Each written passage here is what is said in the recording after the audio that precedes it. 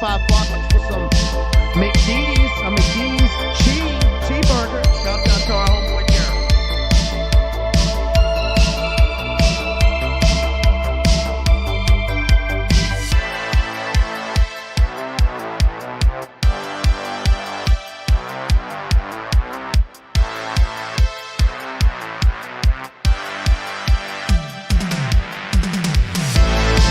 Shout out to our homeboy Jason out there. He spent $10 for some McD's dogs. Appreciate you, homeboy.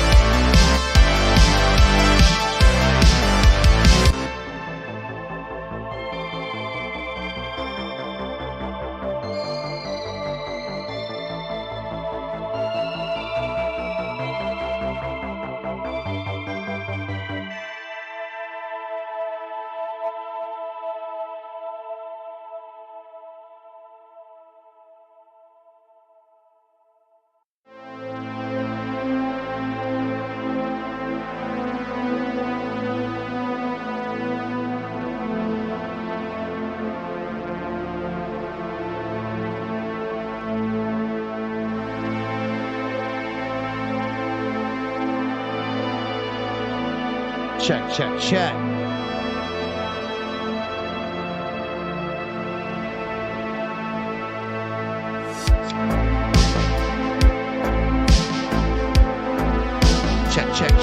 Let's go.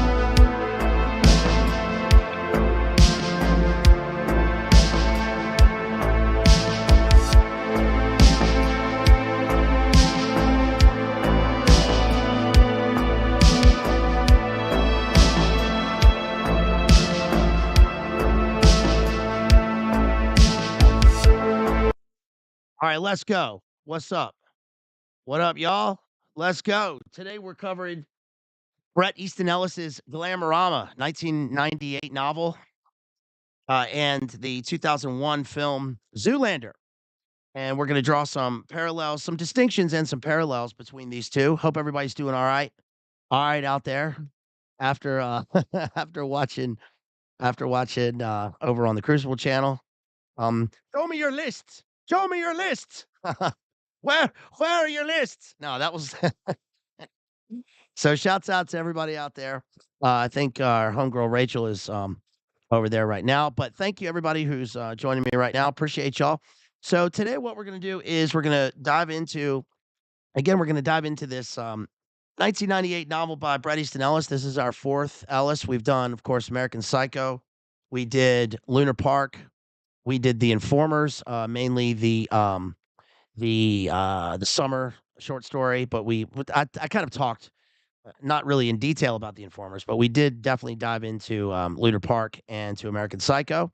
So this is our fourth. We've done a lot of postmodern, many postmodern works, postmodern novels, including Don DeLeo and Cormac McCarthy, and I listed those in the description in the video description because they will play a part in the plot to this novel in terms of a kind of a greater postmodern motif that continuously recurs throughout these kinds of works. And this is an interesting book because number one, you'll notice, if anybody's read this book, especially anybody watching later, you'll notice the obvious parallels between this and Zoolander. This came first, obviously, and as far as I know, they even settled because Ben Stiller or the production company and Bret Easton Ellis settled because of the parallels between the two works. Zoolander came out 3 years later.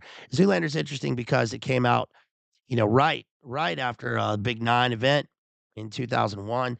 I saw it in spring of 2001. I remember where I was when I saw it. I'll get into that later. It's not really that great of a story, but I've seen it many times, as I'm sure people have. But what that's none of this that goes by the wayside. What we're really talking about here is something that JD, shouts out JD over at Jay's Analysis, Jay Dyer, and Jamie talked about recently. Well, he's talked about many times and even wrote 2 books about dealing with these sorts of things. And they recently covered this as far as the Bra Balenciaga thing that happened, and that's the interplay between models, the entertainment world, corporations, intelligence, and big global events. And this is an interesting book because Ellis is like I've said before, Bret Easton Ellis can really, I mean, he can really write. He can write. Okay.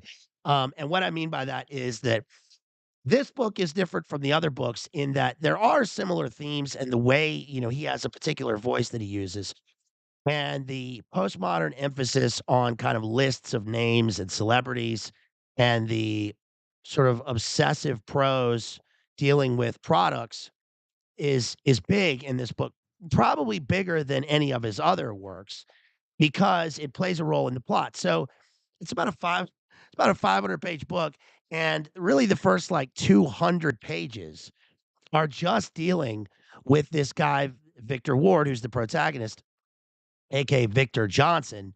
And he is the son of a US senator. You get that early on in the novel, but you kind of forget because there are so many names listed. I mean, every 90s celebrity is listed in this. Every 90s like fashionista, celeb, musician. You get a sense of looking at the 90s through kind of a weird 80s but also late 90s lens, but it really takes a turn. The book takes a big turn, and it really the genres they don't really switch, but they interplay because what he does really brilliantly here is he he intermingles the kind of plastic world and the outer world and the surface world with the fact that Victor Ward is like this empty, completely empty person, and not empty in the way that Bateman is. Bateman actually is in the book. He actually shows up with blood on his collar at like a bar. And Sean Bateman shows up. Sean is Patrick Bateman's younger brother, who is the protagonist of Rules of Attraction. All of the characters they usually in the books, like Lesson Zero, in this, they go to Camden College, which is a fictional college, which is kind of, I guess, a stand-in um, for where is it that Bret Easton Ellis went in Vermont? I can't remember the name of it. Anyway, it's where Donna Tartt went and Jay McInerney, who wrote Bright Lights, Big City. All three of them were at the same school. Donna Tartt, of course, is from Mississippi, and she wrote The Goldfinch. I think The Goldfinch is excellent. Excellent. I haven't seen the film. I kind of don't want to see the film because I like the book, and she wrote The Secret History. But anyway, they all went to the same school, and so Vic, it's kind of a stand-in for that. Now, I'm not drawing, I'm not saying that real life and or the life of the author plays a role in this, but there is because I've talked about that many times and how there's a distinction between the 2. But the way that we feel that life is sort of fake or there's a distance will really play a role. I mean, you get this while you're reading it if you have any sort of insight, if you're looking closely, right?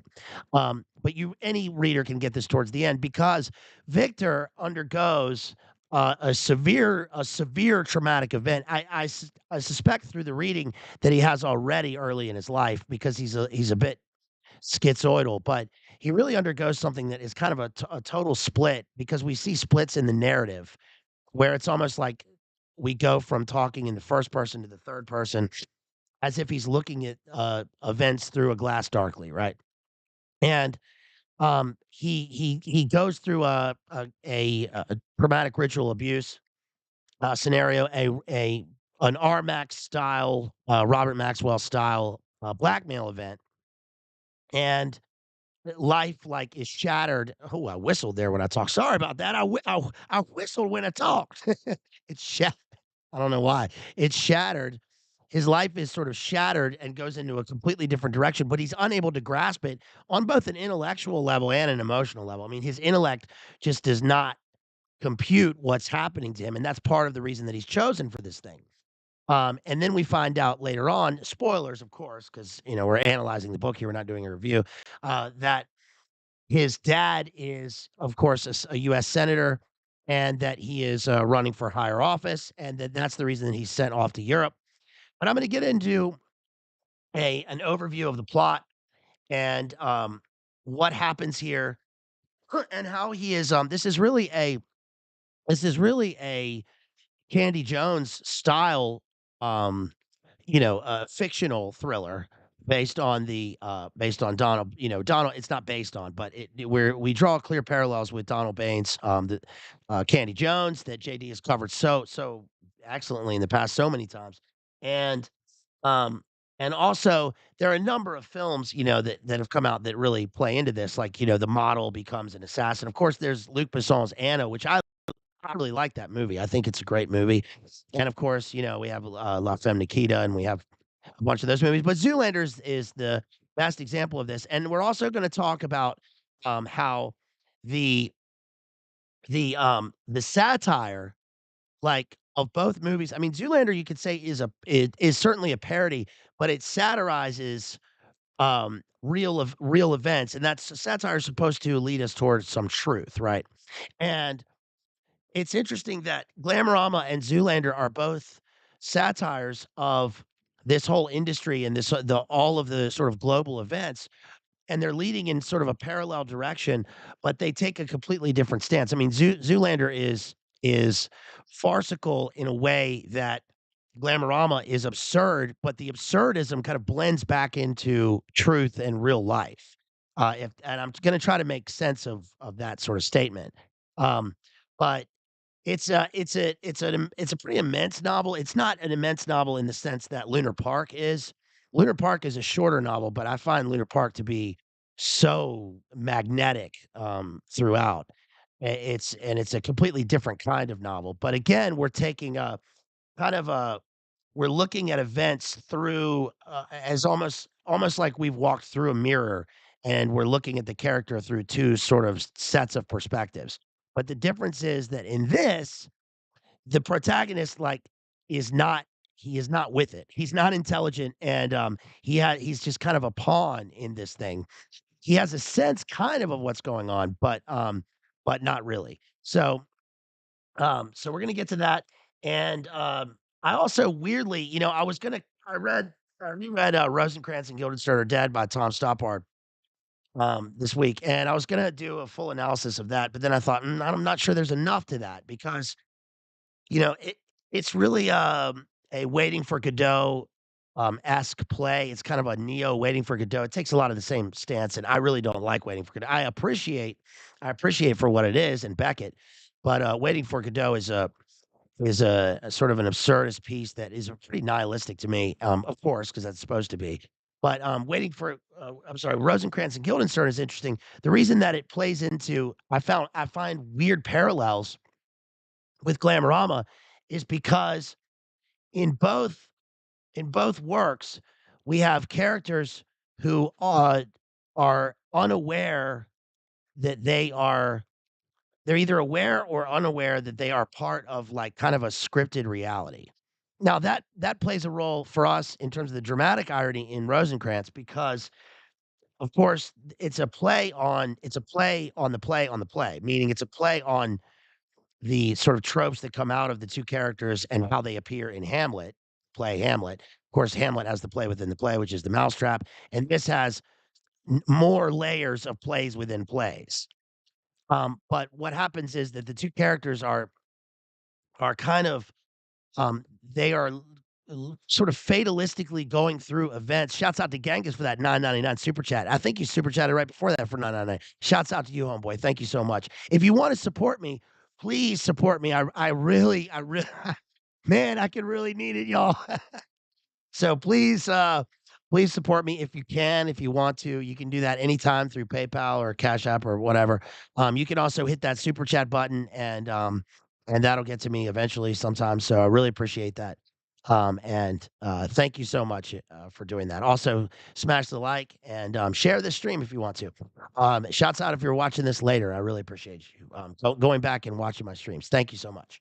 But Rosencrantz and Guildenstern are on sort of a fatalistic journey through a labyrinth where, like, they're following the string, but they are unaware that, like, they can't deviate from the string because and they're sort of just going into the center of the labyrinth rather than making their way out because they are part of this Hamlet play, which is true life to them, but they're unaware of why they can't sort of deviate, if that makes sense. They don't in other words, it's a sort of a it's an absurdist postmodern thing where, like, l life in the sort of a worldview of the play has no meaning because they can't deviate from it, and they it's fun, and it's, funny in parts, but what I found interesting was that the same sort of thing, but in the inverse, occurs in Glamorama because Victor is continuously described as being followed by a French camera crew, and I think you're supposed to think reading the book that you're supposed to think, well, is the camera crew real? Like, is he really being followed? I mean, he's a celebrity, he's a celebrity model, and he's around all these celebs. So is he really being followed? Um, but what we know, or what I gathered reading this, was that he is being followed because he's literally being followed by this paramilitary intel terrorist group that's going to induct him into their thing as a courier, as a Candy Jones Monarch courier, and he is bound to them through blackmail that occurs, and because of his dad, um, and that the camera crew could very well be real in the sense that there is a camera crew following him. There is also a camera crew in the sense that he is subjected to 8 millimeter style gross things that occur, as part of the blackmail. And, shouts out to Matthew out there. Thanks so much for swinging by. I appreciate you, homeboy. Shouts out to everybody who's here in the chat. If you're watching right now, drop it in the chat and say hello if you want. Um, but the camera crew is sort of irrelevant in the sense that it doesn't matter if it's real or not. What it is, what it symbolizes or what it signifies is the fact that his his psyche is split and he does not know truth from reality. And we, the reader, are supposed to go along with that, but we can sense we are watching events from sort of like we're almost in an amphitheater looking down. It's like remember in Family Guy, remember Gladiator Mice? I have everything and you have nothing. Remember? That is a kind of a simulacrum for what occurs with these kinds of events and also in the novel. Um, one thing that's important here is before I even begin, is that there's something that JD talked about pretty extensively, and that is the speech in 1984 where remember the TORTURE scene at the end when O'Brien learns when we learn basically that it doesn't matter whether you know you it doesn't matter whether he believes something or not, or whether something is right or wrong. It's whatever they say it is, meaning the Ministry of Truth or the pyramid system or the Illuminate confirm people, and that is exactly what happens in this. Because we're told, or Victor is told, Victor Ward is told that it says, let me find the quote. Says that it doesn't matter if something's right or wrong. I'm just gonna paraphrase till I find it. It doesn't matter if something is right or wrong. None of that matters anymore. It only matters essentially what they say matters. And that's pretty significant because we also have this continuous reference to yes, this is page 407. It's Orwellian, and here's what it says. It says, um, so you're telling me that we can't have anything we're shown anymore, I'm asking. That everything is altered, that everything's a lie, that everyone will believe this. That's a fact, Palikon says. So what's true? The Palikon is kind of the one of the overarching guys in this who you suspect is actually the villain and is orchestrating events. He pops up in all the pictures that are there are a bunch of doctored pictures through Windows 95 that occur throughout this, which if you were reading this now, it would just be, deep fakes and face swap. Um, but Victor sees himself in these photographs with people, and eventually he says, no, I wait a minute, I was never there. I wasn't at that party. I'm sure I wasn't at that party. Or no, I've never spoken to this character before because he's obsessed with the celebrity lifestyle. So he does know exactly where he was and who he was with, even though he is also obsessed with, narcotics and weird sex and all this stuff. But he does have a mind for that.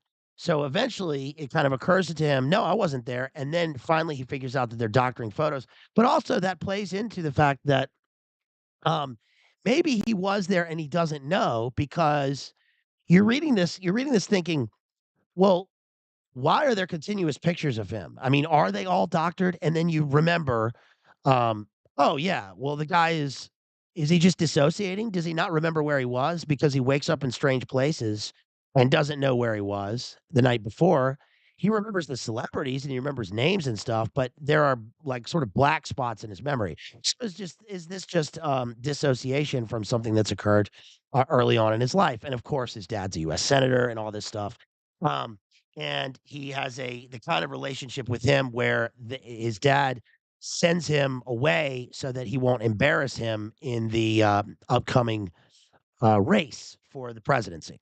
I'm gonna crack my GMO drink here, just like uh, just like that dude that we were just watching cracked like 322 four locos throughout the thing or whatever he was drinking.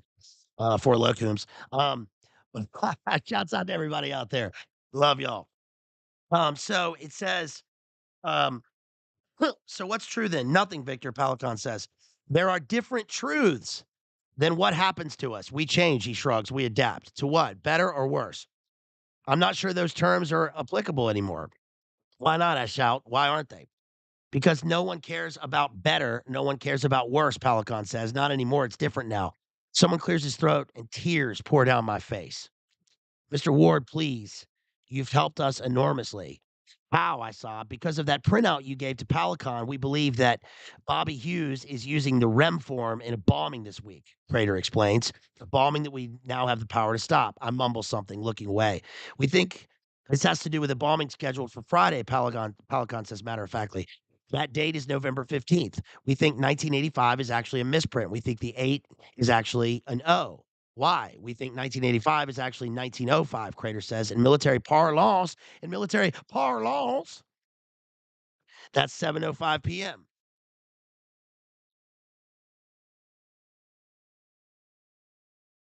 Took me a minute to hit that cough button. Yeah, I mutter. So there's a TWA flight leaving Charles de Gaulle this Friday, November 15th at 9:05, Palicon says. So what? I'm asking. Aren't there a lot of flights leaving on that date near that time? Its flight number is 511. Peloton says. Almost Luminate confirmed. It's not Big Nine, it's 5. But also that this deals with the TWA flights, etc. Excuse me, y'all. Hold on.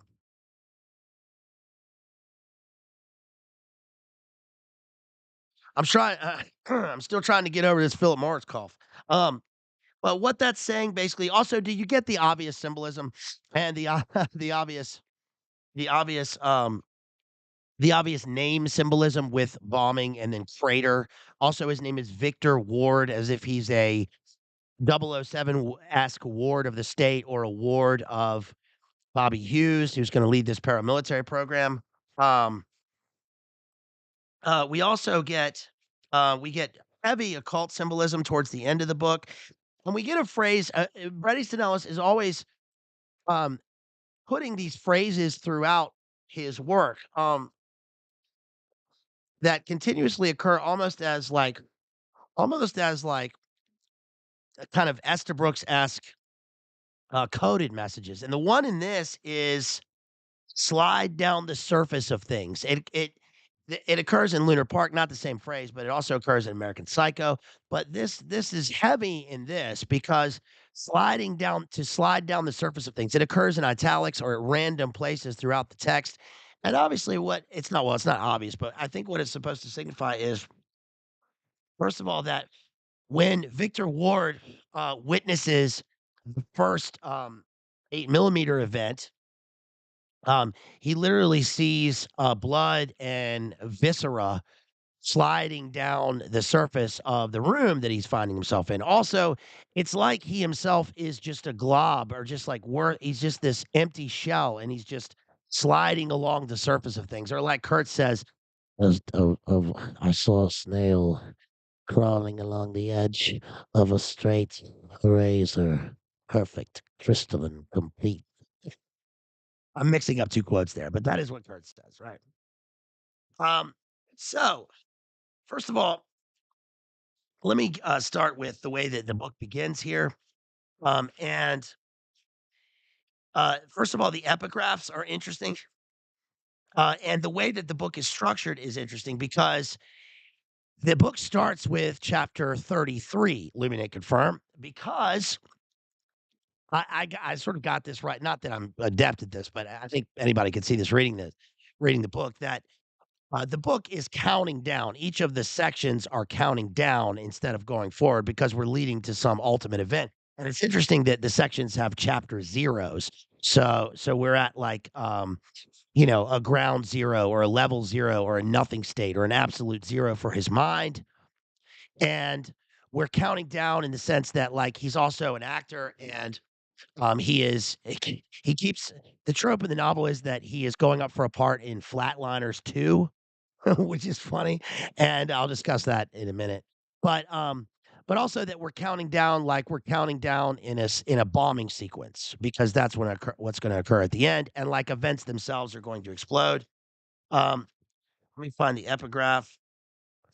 Let's see, the 2 epigraphs are one is from Krishna, of course, because Victor Ward is a model who's into this, and he says, "There was no time when you nor I nor these things did not exist."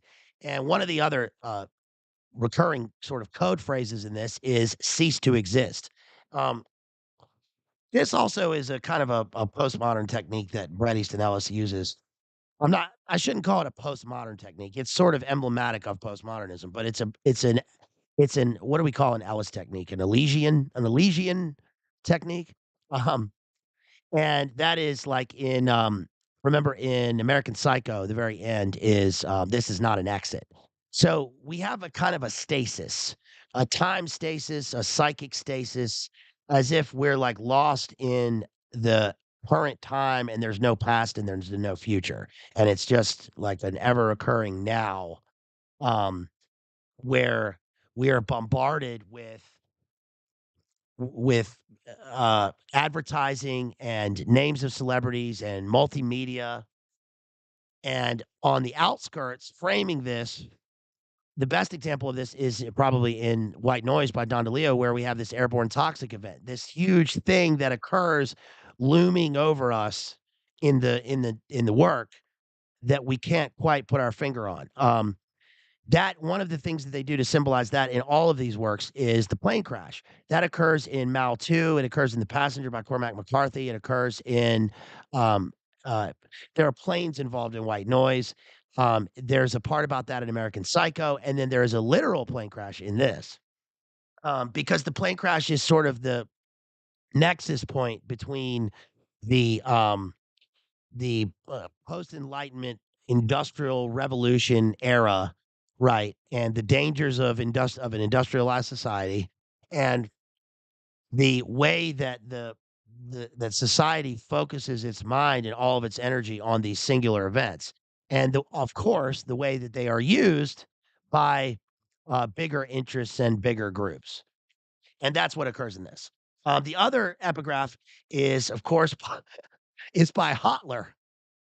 You make a mistake if you see what we do as merely political, which is really the perfect epigraph for this because we're going to see that what the terrorist group in this does is certainly not just political.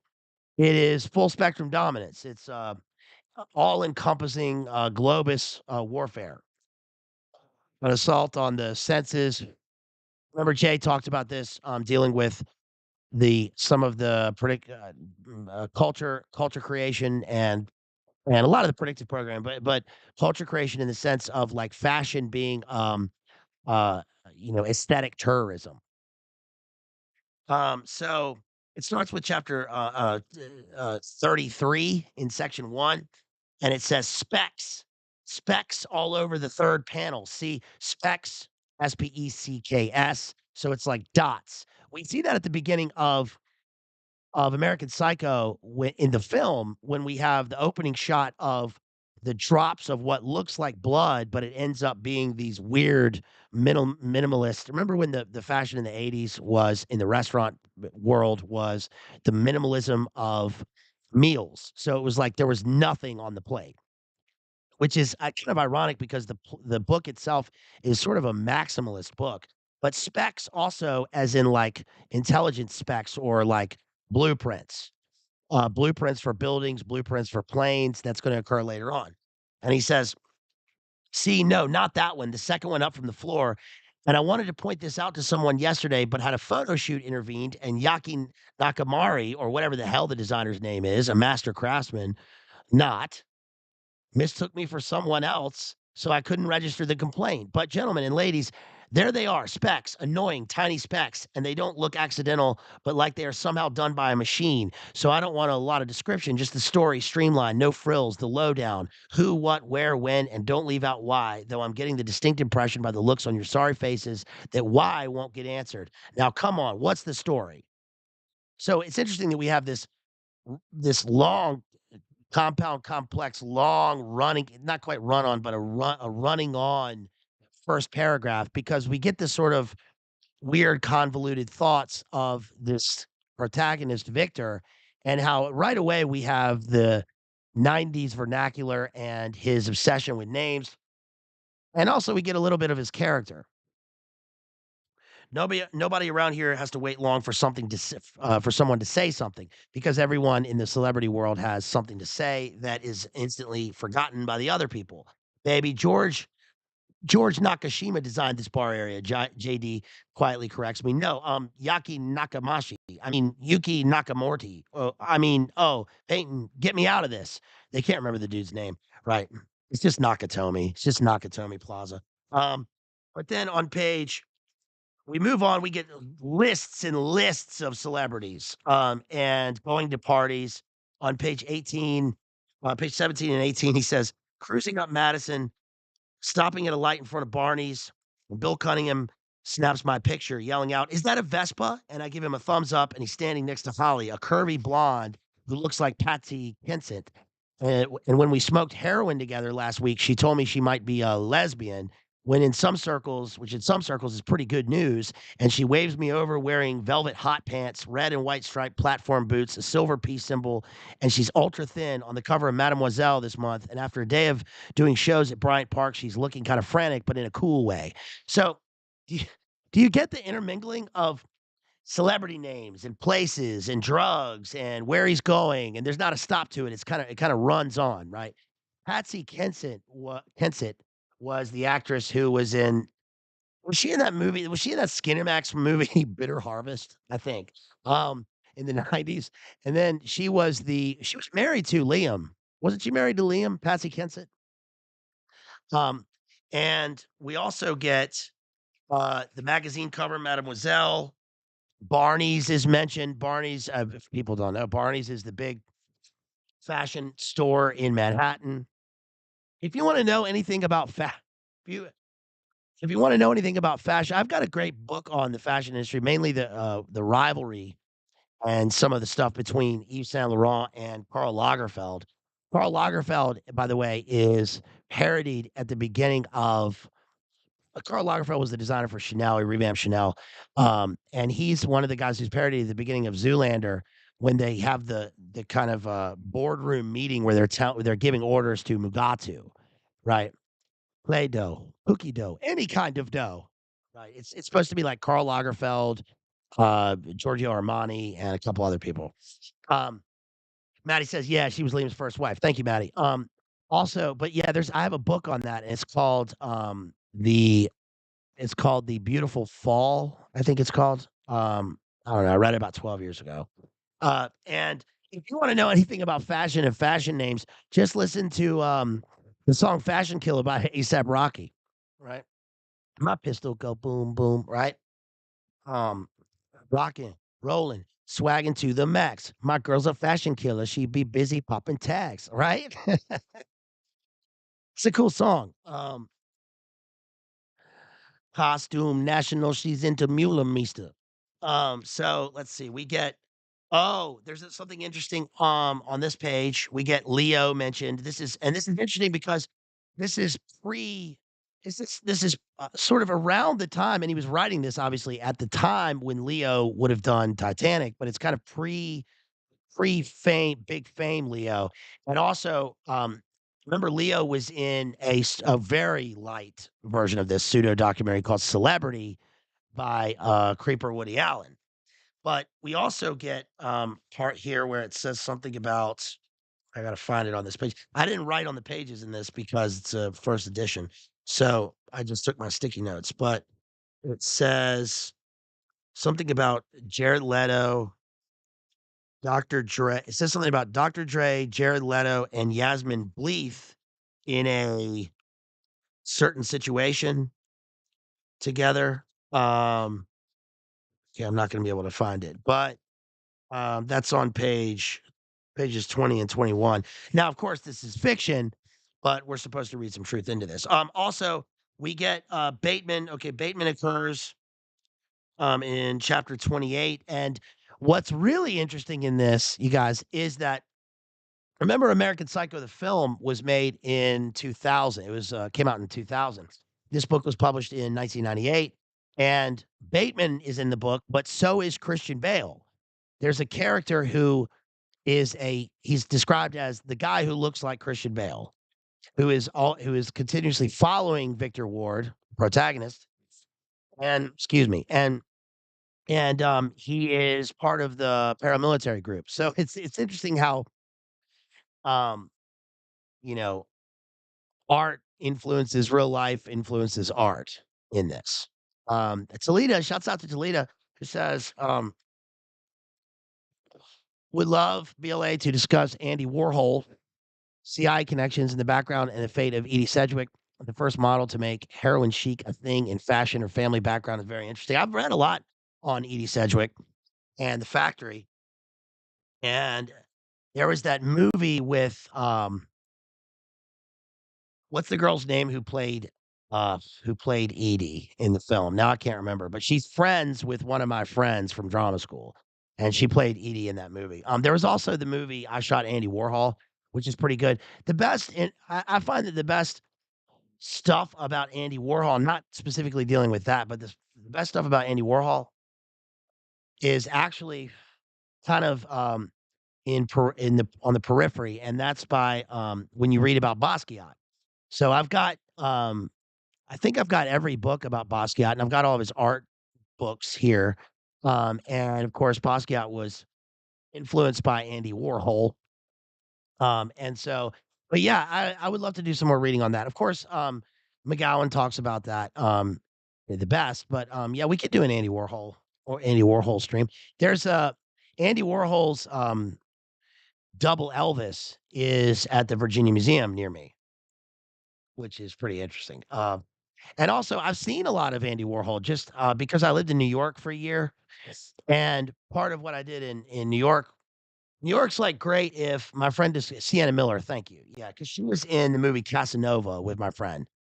They played, lovers in that movie, with and then Heath Ledger's in it. Anyway, um, so the what was I saying? Oh, yeah, New York. So my friend described New York because he lived there, and then he was, like, working for MTV when I moved there, and then he moved to Hollywood after that. But he described, New York when I first moved there as, like, being great if you have either a lot of money or no money. It's kind of if you're in the middle, it's pretty difficult.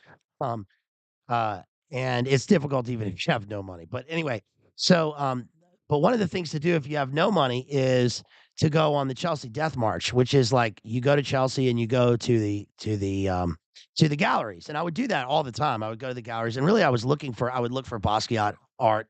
And I went to a show called East Village Renegade Artists where they had that was pretty cool because I walked into this one room and they had um, Death Valley 69 playing by Sonic Youth with, like, a multimedia installation with Basquiat stuff there and, Klaus Nomi, and then, there's a I w the I'd say the best thing I ever saw in terms of art there, because I saw a bunch of Warhol. I saw the Brillo boxes and all that shit. Was I saw I went to the I went to this gallery. What gallery was it? I can't remember the name of the gallery, but I went to this gallery and I saw an installation by the artist Corey Archangel. And that was pretty cool because what he did was he took Super Mario Brothers, the original Super Mario Brothers, and then he recoded it and reprogrammed it, and then he projected it like in 3 dimensions on the walls of this gallery. And like he made like chairs and seats made out of mushrooms, like from the video game, and then he redid the music, and uh, it was like a 64 bit original NES kind of electro, and then he, like, reprogrammed the words on the screen, like, on the start screen and stuff, as, like, messages on the wall, and that was pretty that was pretty interesting.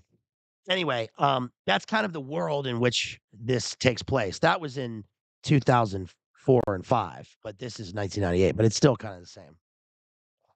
Uh, and, so on page let's see, on page 27. Oh, yeah, we had that reference, and then on page we have,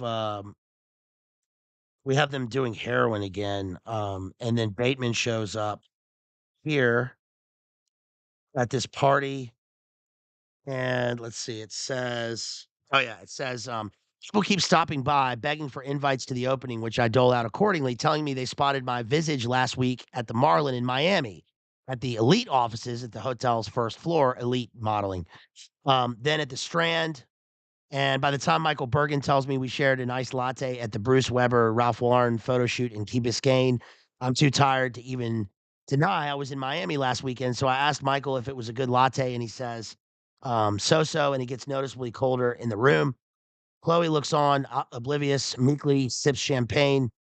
Patrick Bateman, who's with a bunch of publicists and the three sons of a well known movie producer, walks over, shakes my hand, eyes Chloe, asks how the club's going along, if tomorrow night's happening, says Damien invited me, hands me a cigar, weird stains on the lapel of his Armani suit that costs as much as a car.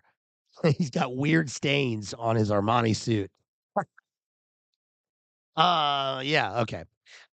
And I just thought of another um art show I went to, and that was I went to the Guggenheim one time in November of 2004, and I saw an installation by, these, um, YBAs, young British artists, Tim Noble and Sue Webster, that was their names, and what was the name of the artwork? But basically, this was like true modern art, okay? It's pretty disgusting, but it was interesting, and what made me think of this was, of course, Damien Hirst, because the name Damien pops up in this, and obviously Damien is we're supposed to think of that is this his Damon, his demon, not his Matt Damon, but his demon, appearing to him in his kind of dissociative state. But also at one point, he, says Damien Hirst, and he brings up Damien Hirst, and then Damien Hirst occurs in the novel. And Damien Hirst was really big in the early 2000s. He was big in the 90s, but big in the early 2000s. JD's covered him in some of his modern art streams dealing with the bisected cow and the sharks and Damien remember when Damien Hirst painted painted the bicycle for Lance Armstrong that they auctioned off? Okay. Damien Hirst is one of those guys who makes like, sells his art for like $100 million. Um, Damien Hirst, Coons. The Coons artwork occurs at you can see that at Versailles. He does the big sculptures and he does like the weird sculptures with the like he'll have like rabbits and stuff like that made out of bushes, and then he does them in metallic. Um, but what was the name? I gotta look up the name of this Tim Noble Sue Webster uh art installation. Because it was I wrote a poem about it and put it in my book that I wrote for my graduate, um, for my graduate degree, as part of my graduate degree, and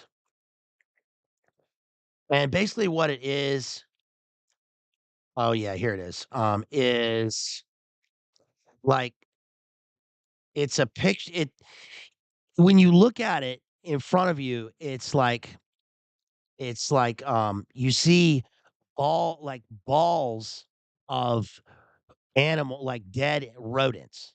So it's like they have jackdaws, like rats and vermin. It's really disgusting.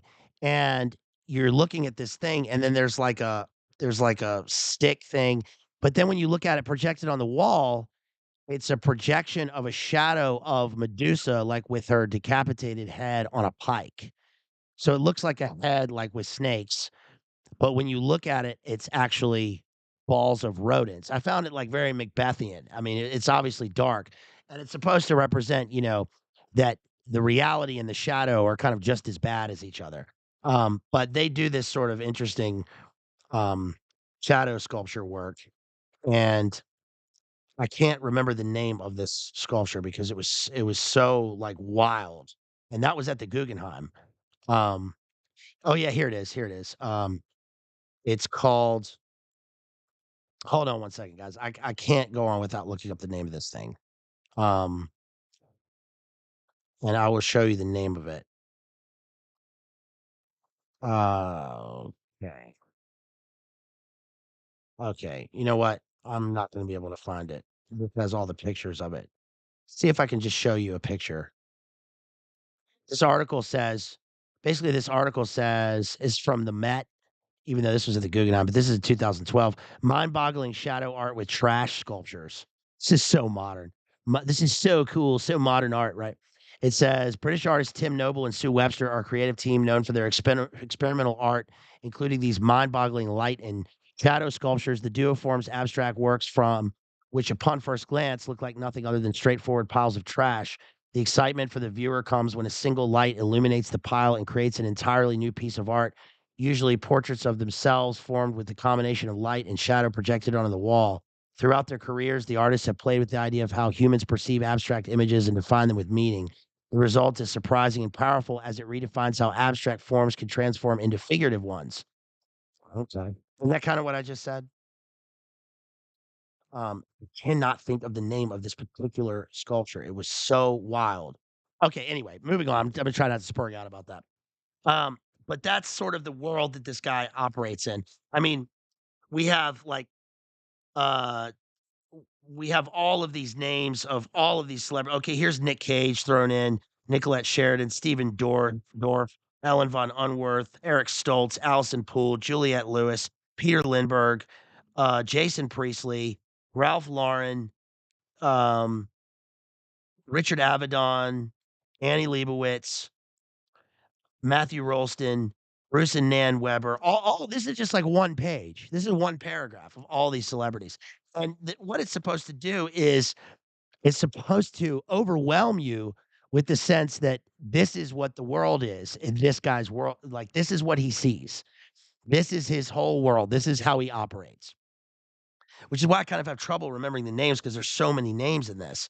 Um, on page 56A, we get, I say A because in when I'm analyzing literature, when I'm dividing it, when I'm looking, especially when I'm looking at prose, because prose in poems, you have you can look at things through stanza numbers, right? Or you can look at, the lines of verse, but it's different in prose.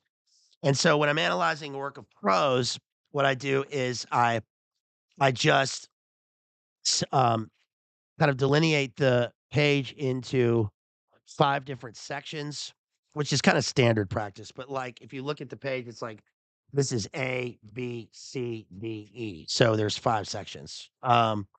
And on page 56A, it says, "Suddenly primal screams come together, blares out over the sound system. This song is 8 minutes and 4 seconds long. How do you know things like that?" The Details girl asked, Details magazine. "The better you look, baby, the more you look," I pant. "That's my motto, homegirl." He's cringe in his kind of, um, if I don't what is this, mimetic?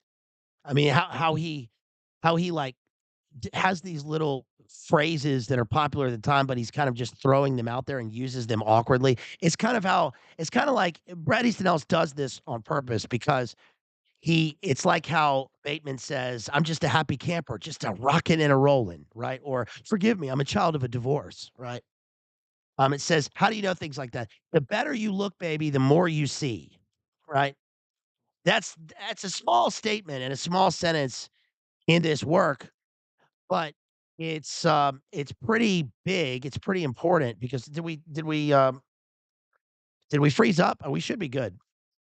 But, yeah, it says something about, um, his worldview, about Victor's worldview.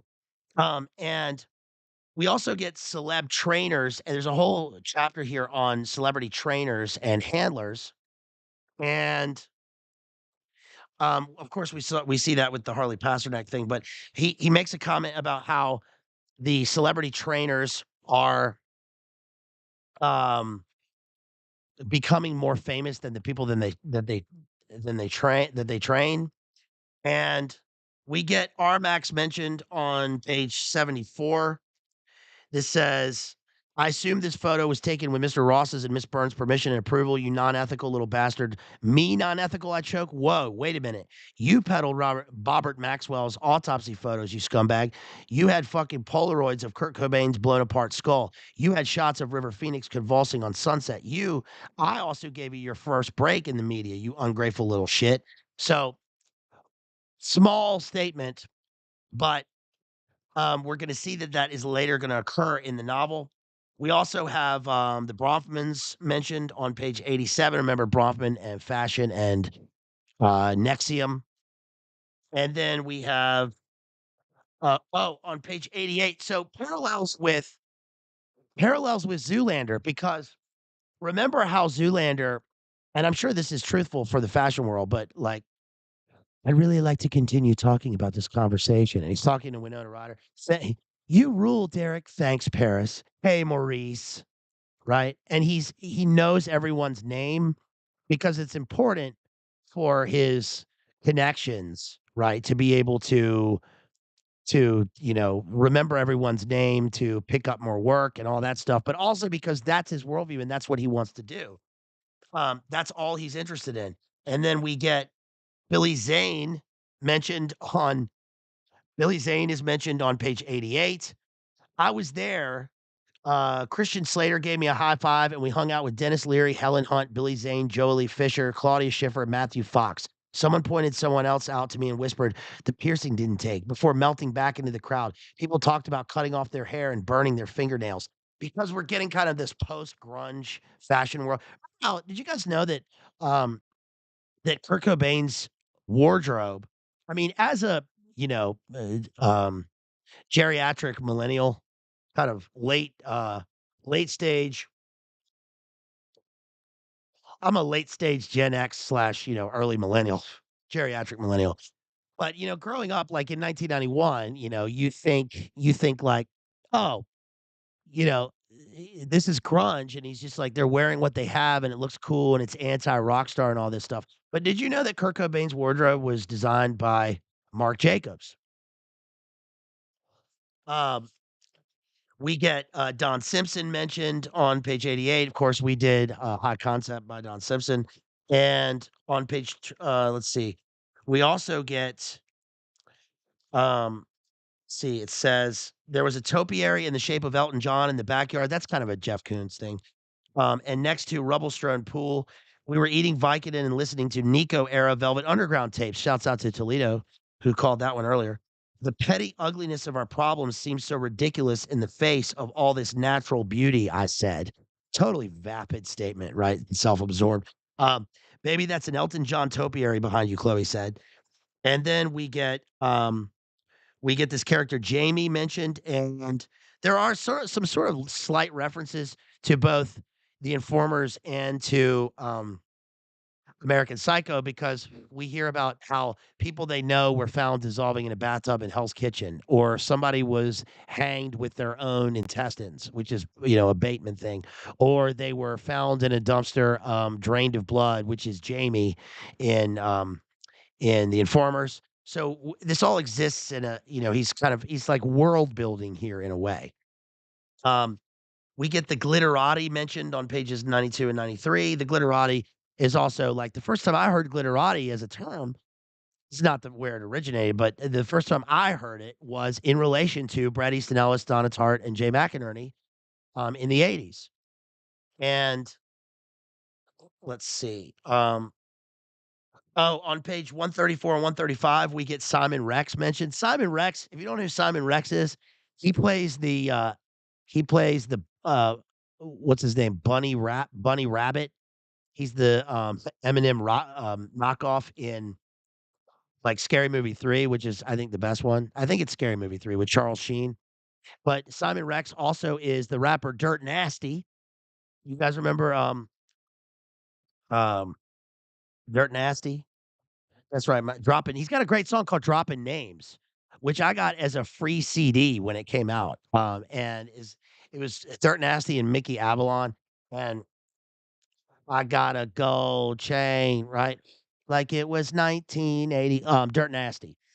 And Dirt Nasty yeah, yes, Maddie knows Dirt Nasty. Dirt Nasty was, like, I'd say 15 years ago, like, sort of Tumblr era, especially. Dirt Nasty was, like, kinda all over the place, really funny.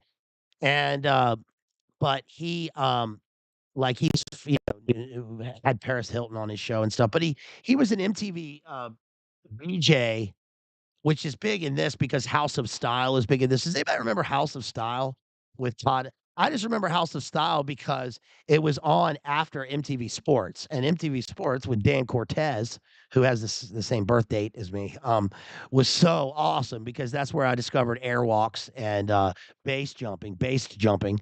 And then House of Style came on after that. I was like, "Oh, fuck this." But I remember Todd Oldham, and he plays a big, role in this, of course, because that's, like, the center of their sort of world here. Um, but Simon Rex was a VJ, and, before that, he was an intern, and I think he's mentioned in The Informers because was it in The Informers, somebody talked about how they went looking for they had to no. Oh, no, I think it was Norm. Was it Norm? Norm was asked to be on MTV Spring Break. I might be mixing up my stories here, but remember Norm was on MTV Spring Break, the first one, and he was like, "What the fuck am I doing here?" Like, he was wearing jeans and stuff, he didn't wanna be on it, and, the intern somebody was like, "What do you need? You need anything? I can get it for you," and it was Simon Rex was the intern. Um On page 138 and 139, it says, "At my place, the details reporter leans against a column just hanging out, eyeing my every move while sucking on a raspberry-flavored narcotic lollipop, and there's also a ton of assistants milling around, including this really muscular girl with a clip-on nose ring who places gels the colors of kiwi and lavender and pomegranate over lights, and the cameraman says, 'Hey, Victor,' in a Jamaican patois. 'Hey, Victor.' And he's" that's terrible, I'm sorry. And, um, and he's wearing a detachable ponytail because he didn't have one earlier when I saw him on Bond Street this afternoon. He's part Chippewa, and the director of the segment, Mutt, is conferring with a VJ from MTV News, and Matt just kind of smiles at me and rubs the scars on his bicep caused from his bust ups on his Harley when I say, "Sorry, I'm late, I got lost." Well, the whole point of that was that also that's kind of a side reference to what later became The Goldfinch by Donna Tartt, because that's what one of the characters does is addicted to these fentanyl lollipops. Um, Fashion and generational differences occur on pages 140 and 141, where one of the things that you notice when reading this is that, and I'm sure this was his purpose, is that you notice a kind of a juxtaposition in the mind between the transient and the permanent. At least the permanence of the book or of literature versus the you know obvious intrinsic transience of the fashion world, fads and fashions here now today and then moving on. And one of the ways that Ellis gets this in the book is by the constant referencing of names, which almost immediately start to sound ridiculous because a lot of the people that he mentions as celebrities now are just like boomer celebrities or are so old and out of fashion, or they're established people. But even the established people don't really occur in this. It's like just the people that are going to the parties to try to get work. Um, and it says, let's see, classic cliche, Luke Perry, for example. Luke Perry looks like a little like Nosferatu, and Jason Priestley is a caterpillar. Do you see yourself as a symbol of a new generation in America? MTV asks. Well, I represent a pretty big pie wedge of the new generation. I'm maybe a symbol. Pause. An icon? No. Longer pause. Not yet. Long pause. Have I mentioned that I'm a Capricorn? Oh yeah. And I'm also for regaining the incentive to get this generation more involved in environmental issues. It's like he's reading a script. And and that's interesting because when he goes through his traumatic events later in the book, he will the words it, it's like he has an inner narrator who is saying, I'm going off script here, or I'm not following the script, or these people aren't following the script because they just killed a guy. So everything he says and does is kind of scripted in a way. Um, the first mention of that I noted of "will slide down the surface of things" occurs on page 160, and there's another one on page 164. Let's see. Yeah. Something crawls up my neck and I whirl around to slap it away, but it's just one of Robert Isabel's floral arrangements going limp. Lauren looks at me like I'm insane and I pretend to study the print where Mark Vanderloo's eyebrows don't meet. Someone says, pass the chips. Someone else says, those aren't chips. I finally turn back to Lauren, who's still writing on the cocktail napkin, concentrating, her eyes slits. I notice the letters WQ J, maybe an R, will slide down the surface of things. Damien slowly disengages himself from his table and starts moving toward me, lit, cigar in hand. So, do you notice how there's an entire paragraph taken up with his just pedestrian observations of what people are doing at the party? But what is kind of specked throughout? Remember the speck at the very beginning. What's kind of specked throughout this is the significant note of the things that appear to him that hit deeper in his psyche. And what I see this as is almost like he is in a dissociative state, remembering some sort of programming or remembering a program coded phrase. Um, one of the things that, what's the other one? Well, one of the things that happens to him is he starts getting fax machine messages saying, we know who you are, and we know what you're doing," and that's it on the fax machine. So we know reading this that he's being stalked, but he's actually being gang stalked by this guy Bobby and his group. So it's not just a paranoia on our sense as a reader, but it's supposed to make you think. It kind of functions as a double thing. It's supposed to make you think that we are aware of the fact that somebody is pulling the strings, and then we're supposed to think, "No, that doesn't really occur." But then, interestingly enough, that does occur in the book. Um, so it's supposed to make you question your own sanity while reading it, like, in the worldview of the book. Um, let's see, on pages 168 and 169, we have he's being followed by this camera crew through Tribeca. And on page 169, it says, let's see, Satan escapes from hell. Let me find this on the page. It says the goons and Juan just stare vacantly at me because he gets chased. He's on his Vespa, which reminds me of in Zoolander when when he gets back and he's with Mikas and, the other models and, they have the orange mocha frappuccino scene and they're not on Vespas. They're in like a, a convertible Jeep and they go to the gas station and they're spraying each other with the gasoline, right? And they're playing Jitterbug. But that's kind of what Victor's life is like because he's like, he gets on this Vespa and he's just this guy. He's just this model living in this, he just gets on his Vespa and like goes through traffic in New York and he's unaware of like reality around him. He's only concerned with getting to the modeling gig or the club. And at one point, he's chased by a car through the streets and he like goes up on sidewalks. He escapes the Jeep. And then finally he gets inside. And we're thinking, like, oh, is this guy schizo? Is this really occurring? Is this part of a movie script that he's reading? But it's sort of all of those things. And he really is being chased and gang stalked. And then it says, did anybody read the post this morning? Damien's asking the room. The headline, something about Satan escaping from hell. A few nods, some appreciative murmuring. I close my eyes. I'm looking at this place, Victor. And do you want to know what I'm thinking? Involuntarily, I shake my head, realize something, and then nod. I'm thinking, Jesus, the zeitgeist's in limbo, because this book sort of represents, or at least his, it's this stasis that I was talking about. It's like a limbo of the ever present stasis. He's static. Everything he does never move. It never moves anything, and that's why Bobby, the guy that he's going to meet, is a former male model who ends up as part of this paramilitary organization because he wants to move things like in a different direction. Of course, remember the epigraph where it talked about Hotler and saying, "If you think this is purely political, you underestimate us."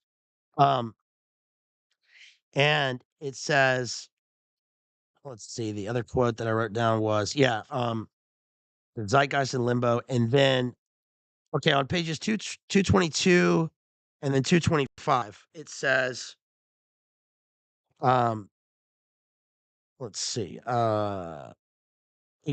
"Sir, I'm asking you to leave," the maid says, looking me over unfavorably. "If you don't leave, I'm going to have to call security." That's a mirror of exactly what happens in American Psycho when he goes to look at Paul Allen's apartment, and there's a real estate agent there who's kind of functions as kind of an angel, right, telling him to leave this place, right? "Get out, and I never wanna see you again."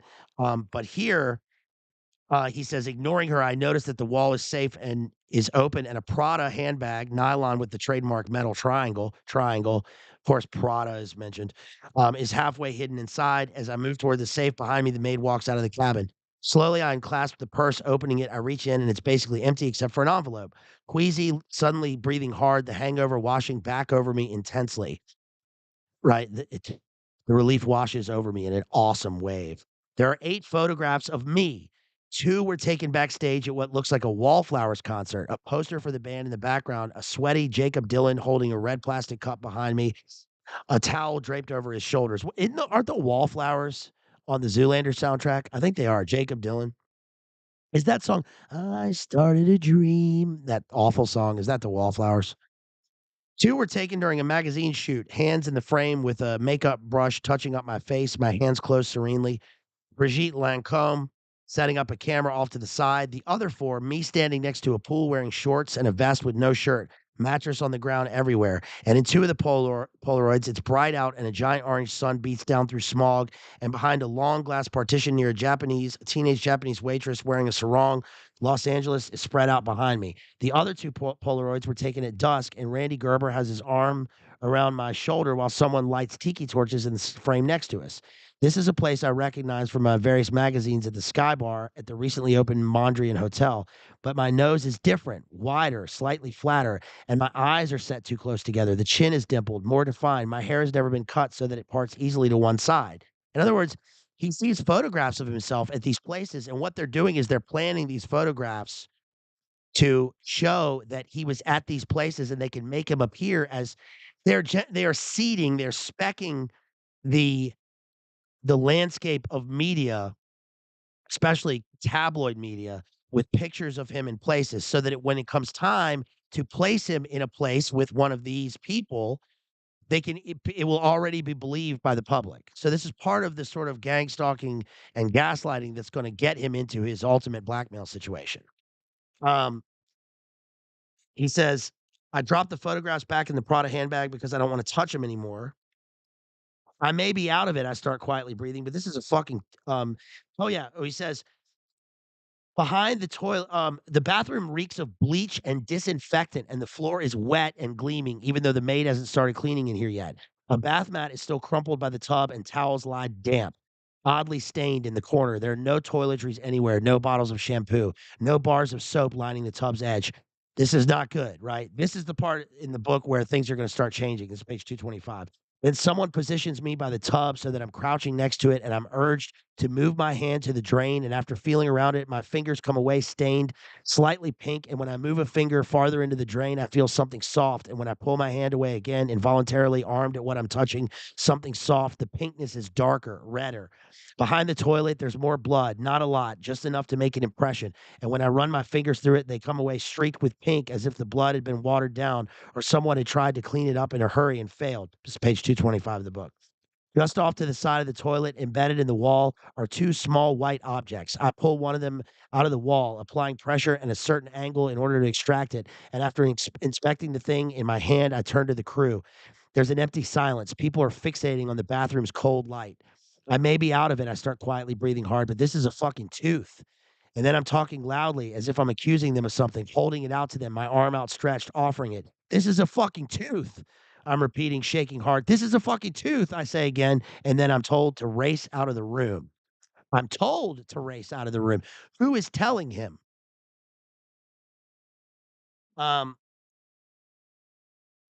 page 227 is this was wild because on page 227, um, this occurs to me. I guess when you read enough, if you are you watching closely? No, you're not watching closely enough, says Michael Caine in The Prestige. We just did The Prestige. Um, when you read enough, you start to notice. We've talked about intertextuality and things and how these things recur throughout. But you start to notice these weird things, and mine has always been about words and this sort of interconnectedness of things. And what's interesting is, I know this is very synchro, guys, but on page 27, page 227, he says at the bottom, he says, "Hey, wait, don't take things like that." I say, shuddering, holding my hands up. Whenever somebody says something like that, something is definitely fucked up. Mr. Ward, please. I think she's in trouble, I say, leaning in. Did you hear me? I said, I think she's in trouble. But Mr. Ward, I don't even have a Marina Gibson on the passenger list, the clerk says. There's no Marina Gibson registered for the crossing. And so what happens here in the book is that he's talked to this guy, Mr. Palicon, which is kind of a like a this reminds me of the Magus, the book The Magus, where the character, young guy, right, meets with the mysterious old guy on the island, and and then eventually we find out that the guy is has a essentially a cult there, and he is putting him through a kind of a magical ritual. And this reminded me of this because he meets with this old guy, and the guy gives him a mission and basically says, "Look, um, Victor Ward, I know everything about you, and I'm going to give you a mission." And he's so stupid, he can't figure out. He's like, "What is it? A modeling gig?" And he's like, "No. Here's a first class ticket on the QE2. You're going to take an ocean liner across. You're going to take it over to England. You're going to go to Europe, and I want you to go find this missing girl." So it becomes sort of a Taken story, and I'm giving you an envelope, and there's a hat, like, with a rose in it, and at this point in the book, he's on the QE2, and he's like, just, taking pills, and, he's just like he hates being on the QE2 because he's like, "Can I get a Concorde?" And they're like, "No, you're gonna take this ocean liner," and we're gonna see that's part of the process. But he gets on there, he hates all the boomers on the QE2. There's nothing to do, so he just ends up, getting fucked up and stuff. And then he sees somebody he knows from Camden College, and then he's called into her room, and there's this scene where in the novel where she's like leaves early, and then she goes to her room, and then he calls her, and she's like, "You need to stay away. Like, you shouldn't be on this boat." And he's like, Well, I shouldn't be on the boat. Should we be on a Concord together or whatever?" And she's like, "No, like, you shouldn't even be in your room." And he takes that as, "Oh, you mean I should be in your room? Look, if you want to sleep with me." It's kind of like in Zoolander where, remember, Melissa Jeffries, the who's Ben Stiller's real life wife, goes and sees him at his apartment. And he's like, "Look, okay, I know what you're doing, but I'm really not interested." And she's like, "What are you talking about?" And he's like, "Okay, fine. If you just want to come in and fool around a little." And she's like, "No." And So he mistakes everything for like the way that he usually operates. And what happens is that he has gone through this thing where he sees like a dead body, he sees the tooth, and then he calls the front desk and they're like, there is no Marina Gibson. And he confuses it with Mel Gibson and maybe Marina is Marinka, right? I don't know. I don't know the inspiration for that name. But it is interesting that Marina, I also think of Marina and the Diamonds, that band Marina Diamandis, who would have been young at the time this book was written. But he's Greek, and so that in my mind, that ties in with the Magus thing. But anyway, it's this, gang stalking, gaslighting thing where he calls and they say, "We have nobody by that name." But anyway, here's where my story was going. At this point in the book, for some reason, I started thinking about the crossing, right? Because also the next book that we're one of the next books we're reading is Cormac McCarthy's Crossing. And I thought of crossing, like, in the Al Crowley sense of crossing the abyss because he's on an ocean liner and he's crossing the ocean, right? He's going over the Marianas Trench or whatever, and he's crossing the ocean. He's crossing this abyss of the ocean. He avoided the plane because we're later gonna see plane crashes. We're also gonna find out that this is kind of a that his dad, the senator, has orchestrated this to get him on the proverbial slow boat to Europe to get him out of the way so that he can run his campaign because his son is troublesome to him. But all of that I thought of crossing, and at the time I was listening to, Kings of Convenience. I don't know if you guys know who that is, but they're a Norwegian duo, and I've always listened to them. I love Kings of Convenience. I used to their first album came out, Quiet is the New Loud came out. It's just 2 dudes, like, who are kind of like, they just play acoustic guitar and sing. It's very, like, peaceful music. And, and I was listening to their album, Declaration of Dependence, and, no, it was the first album. It was the first album, and it was the song called "Summer on the West Hill," which is a beautiful song, but there's a chorus repeated in the song, and it goes, "Let there be no storm on the crossing below." And right when I read the word crossing on the page and thought about the crossing, they said crossing in the song. Isn't that weird? Whatever. Okay. Um, isn't that weird? Smoke and a pancake. Long in the blind? Das ist weird, yeah. Page 264, we get dissociation in full view, and that is "Okay," she says, the bed making rustling noises as she gets off it, carefully holding up an arm as if she's afraid of dropping something. "Hey, baby. Good night, Victor." Jamie walks toward the door, swings it open. Light from the hallway causes me to squint, shielding my eyes. And when she closes the door, blackness blossoms out of control and still spinning. I'm also moving upward towards something, a place where there's someone waiting to meet me. Voices calling out, "Follow, follow." So do you get where we're going in this? We are going towards a dissociative state brought on by this ritual abuse that's going to happen. Um, we find out on page 284 and 285, he gets to Europe and then he gets sidetracked by modeling gigs, but actually he's being led there like he's on a different script by this Bobby guy that we're going to meet. And then we get true RMax blackmail with the ambassador's son. And uh, what happens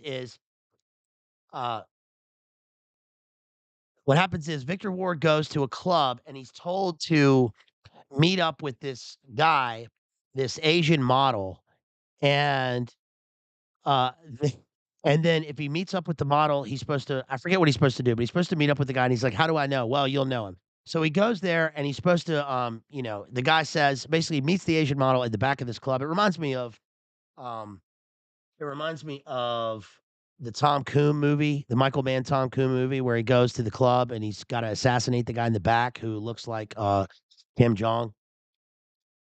But anyway, he meets this guy, and then the guy is like, "Okay, we're gonna go be fake and gray together," and he's like, "Okay," because this guy's he's a model and all this stuff, and then they go back, and, then what happens is they have their fake and gray event, and then, um, he witnesses. My note was at this point, Victor walks into an audition style Japanese BDSM horror show, 8 style, and it's exactly like Charles Ng and Leonard Lake, and he feels like he's in a movie because of his DID, and this scene is really disturbing. Bobby, what happens is he wakes up out of the blackness after this follow me part, and Michael Caine, and and he walks into this room, and he sees that the guy who he finds out is the son of the Korean ambassador is bound, and he's being, have you ever seen the movie The Audition? Really disturbing movie. He's basically being, TURE in a really horrible way. He's being literally eviscerated. He's being, cut up, and he starts to, like, lose his mind because he can't imagine what he's seeing, and then they blow the guy's head off in front of Victor, and then when he looks up, basically, there's Bobby there, and Bobby says, "Victor, Victor, come on, man. Cool it, stand up, that's it." We're in one of the ash gray bedrooms upstairs. I'm on the floor hugging Bobby's legs, convulsing, unable to stop myself from moaning. Bobby keeps, feeding him drugs, and for short stretches of time, the shuddering subsides. Then I'm in the bathroom, Bobby waiting patiently outside, vomiting until I'm just gagging up spit, retching. When I'm through, I lie there in the fetal position, my face pressed against the tiles, breathing erratically, hoping he'll leave me alone. Um, and I can't read the rest of it because it's so bad. Um, but then Bobby basically explains to him that he says, "Look, because shouts out to Genghis for that 9.99. Michael Caine, Master Wayne, Mas- Master Wayne. When I was in Burma, Master Wayne, when I was in Burma, we saw rubies the size of grapefruits. Master Wayne, Master Wayne, we blew the bloody doors off. Right, we blew the bloody doors off," says Michael Caine. Anyway, thank you for that bit of lightness in this because this is pretty difficult reading. And what happens here is Bobby says to him, Bobby again is a former male model who sort of disappeared in the mid 80s, and we learn has been hired by this. He's gone off to be in this paramilitary organization who's trafficking arms, and like JD has gone into in so many of these stories, um, the reason the reason for him being a model involved in this is because, like it says in Zoolander, right? Um, you have access to all of the important people, all the big people, all the situations. You can go anywhere and kind of do anything. We saw this with the Victoria's Secret um, as MK Beta sex kittens. We see this on Jeff Stein Effrey. We see this in the movies. We see this with Anna. And so what happens here is he says, is Victor's like, I gotta go tell somebody about this. And he says, "No, you can't tell anybody. You're part of this now." And he says, "What do you mean part of this? You did this. You killed him." He's like, "You know who that guy was that you were with last night? That was the you were fake and gray with. That was the Korean ambassador's son. And the Korean ambassador has this big thing going, kind of like in Scarface, right? With the guy speaking at the UN. And guess what? If they find his body, they're going to discover your DNA all over it. And you were the last person seen with him because you're a model and you made sure to be photographed with him. And we have a million witnesses in this club who say you left with him and you went home with him. Also, we have all this data on files and we're going to release it. So you're part of this." And he basically says, "Why? Why am I part of this? This is the no agenda, no answers thing. And also the American Psycho, this is not an exit." Um, he says, "There are a lot of things you're going to have to reconcile, Victor," Bobby says. "Do you understand?" This is page 286 in this book. I nod dumbly. Nice pun because he can't speak, but he's also kind of dumb in this because he's this, simpleton. You shouldn't be shocked by any of this, Victor. This is expected. This was in the script. You shouldn't be surprised by any of this, but I open my mouth, but my head falls forward and I start crying silently. But I am, man. We need you, Victor, Bobby's saying, stroking my shoulder. There are so many people who are afraid to move forward, Victor, who are afraid to try things. He pauses, continues stroking. Everybody's afraid of changing, Victor, pause, but we don't think you are. But I gasp involuntarily, trying to ward off tiny waves of black panic from morphing into nausea. But I'm a really very together person, Bobby. Bobby feeds me another small white pill. I swallow gratefully. We like you, Victor, he says softly. We like you because you don't have an agenda. Pause. We like you because you don't have any answers. I gag reflexively, wipe my mouth, shudder again. Outside, it's almost dusk again. Night sounds are registering, and tonight there are parties we have to attend, and in rooms throughout the second floor, the rest of the house guests are taking showers, getting dressed, memorizing lines. Today, there were massages, and Tammy and Jane had their hair done at a salon that's so chic it doesn't even have a name or a phone number. Today, the Velvet Underground played throughout the house, and on the computer in the living room, various files were erased, and mounds of information on disk were being terminated. Today, the gym was washed and sterilized, and towels and clothing were shredded and burned. Today, Bentley Heralds went to the Four Seasons along with Jamie Fields, and they checked me out, retrieved my belongings, tipped various porters, made no arrangements with the front desk concerning how anyone might find me.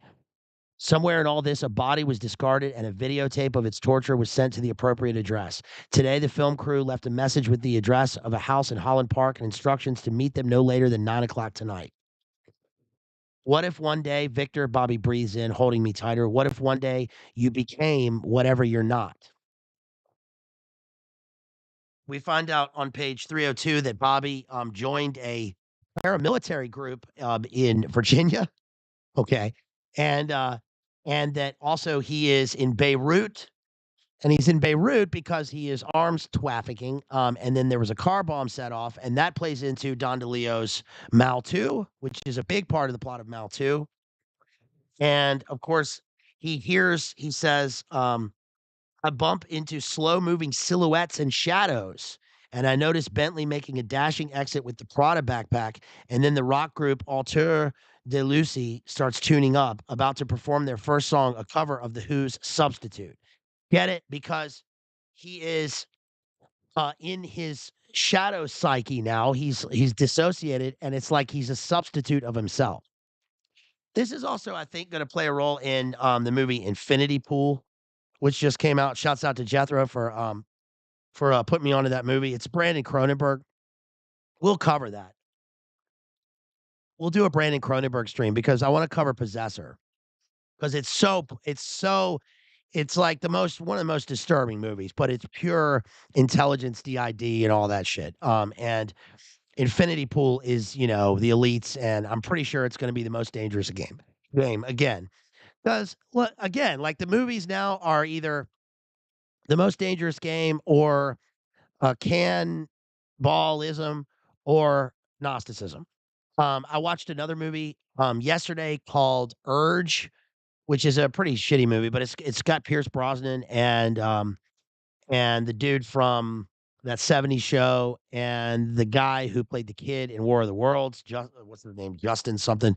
Anyway, it's about that '70s show guy is like an elite, and he takes his friends on a vacation to some spot, and everything's paid for, and they say like, "Oh, we can do, we can do anything we want. It's gonna be a wild weekend." Of course, you know where this is going.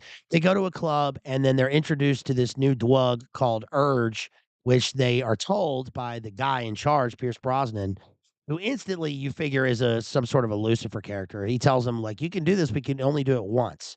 And of course, it's Adreno, and it's a Duino, and they do it once, and then they do it again. They get addicted to it, and it brings out their inner, dark urges. And of course, that's why it's called Urge. But what I really get from the end of the movie, from the speech at the end of the movie, is that Pierce Brosnan, of course, is the demiurge again, because he says, "Join me, and we can bring balance to the world because everybody's sick, and this creation is nasty, and we need to get rid of everything so that we can start over." Because I mean, it's just the same. Um, Semtex is mentioned on pages 312 and 313. We learned that these guys are moving Semtex. And we get that Victor now is kind of he says, "I'm reading."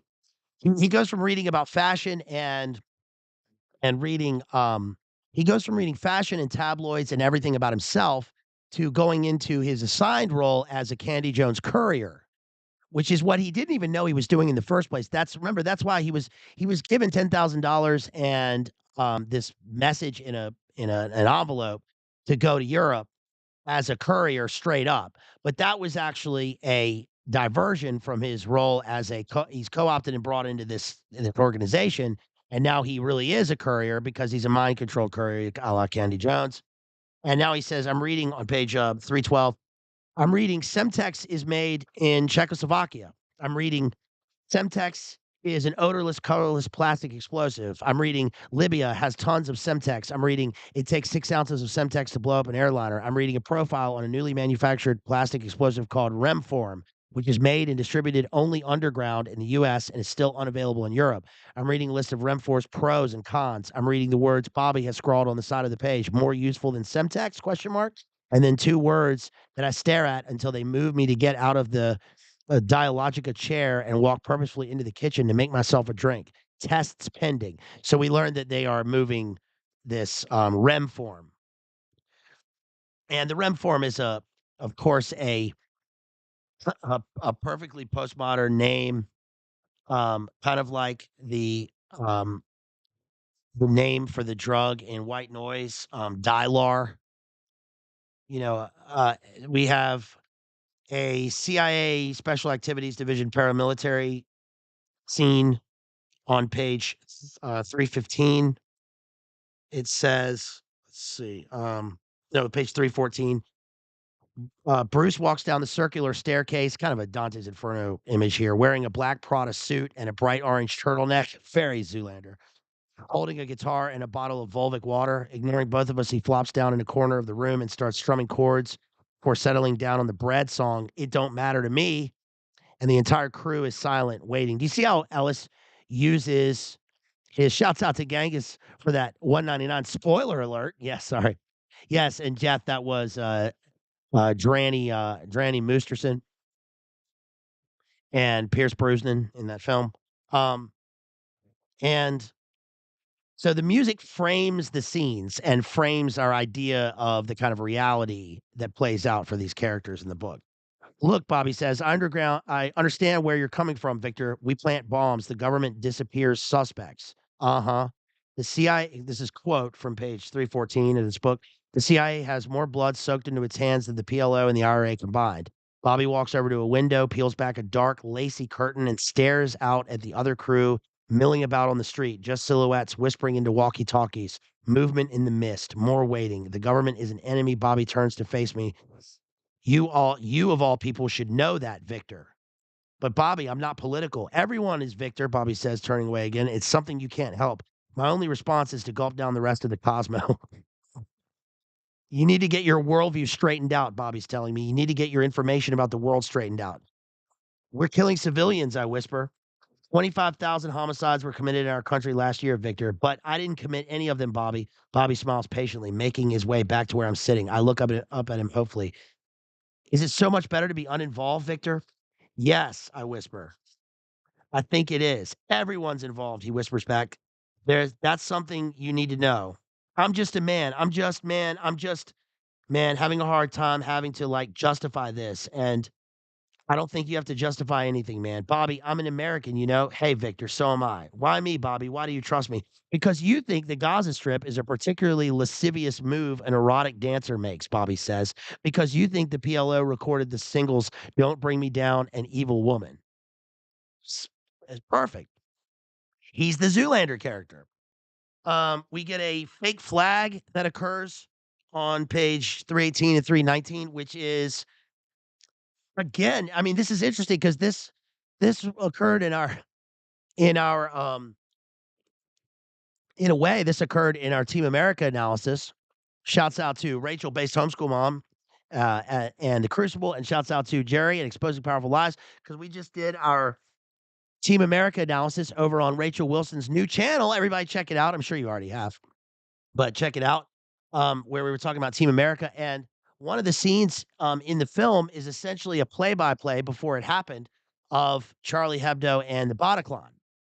And that is what occurs on pages 318 and 319, which I mean, it's also it's not like it's predictive programming here in a sense. I mean, in a sense, it is because these things, th- these things occur, and it's interesting that we have the plane event that happens, and but these things recur, and they're the sort of mo. And but it this is also like pretty much taken out of the.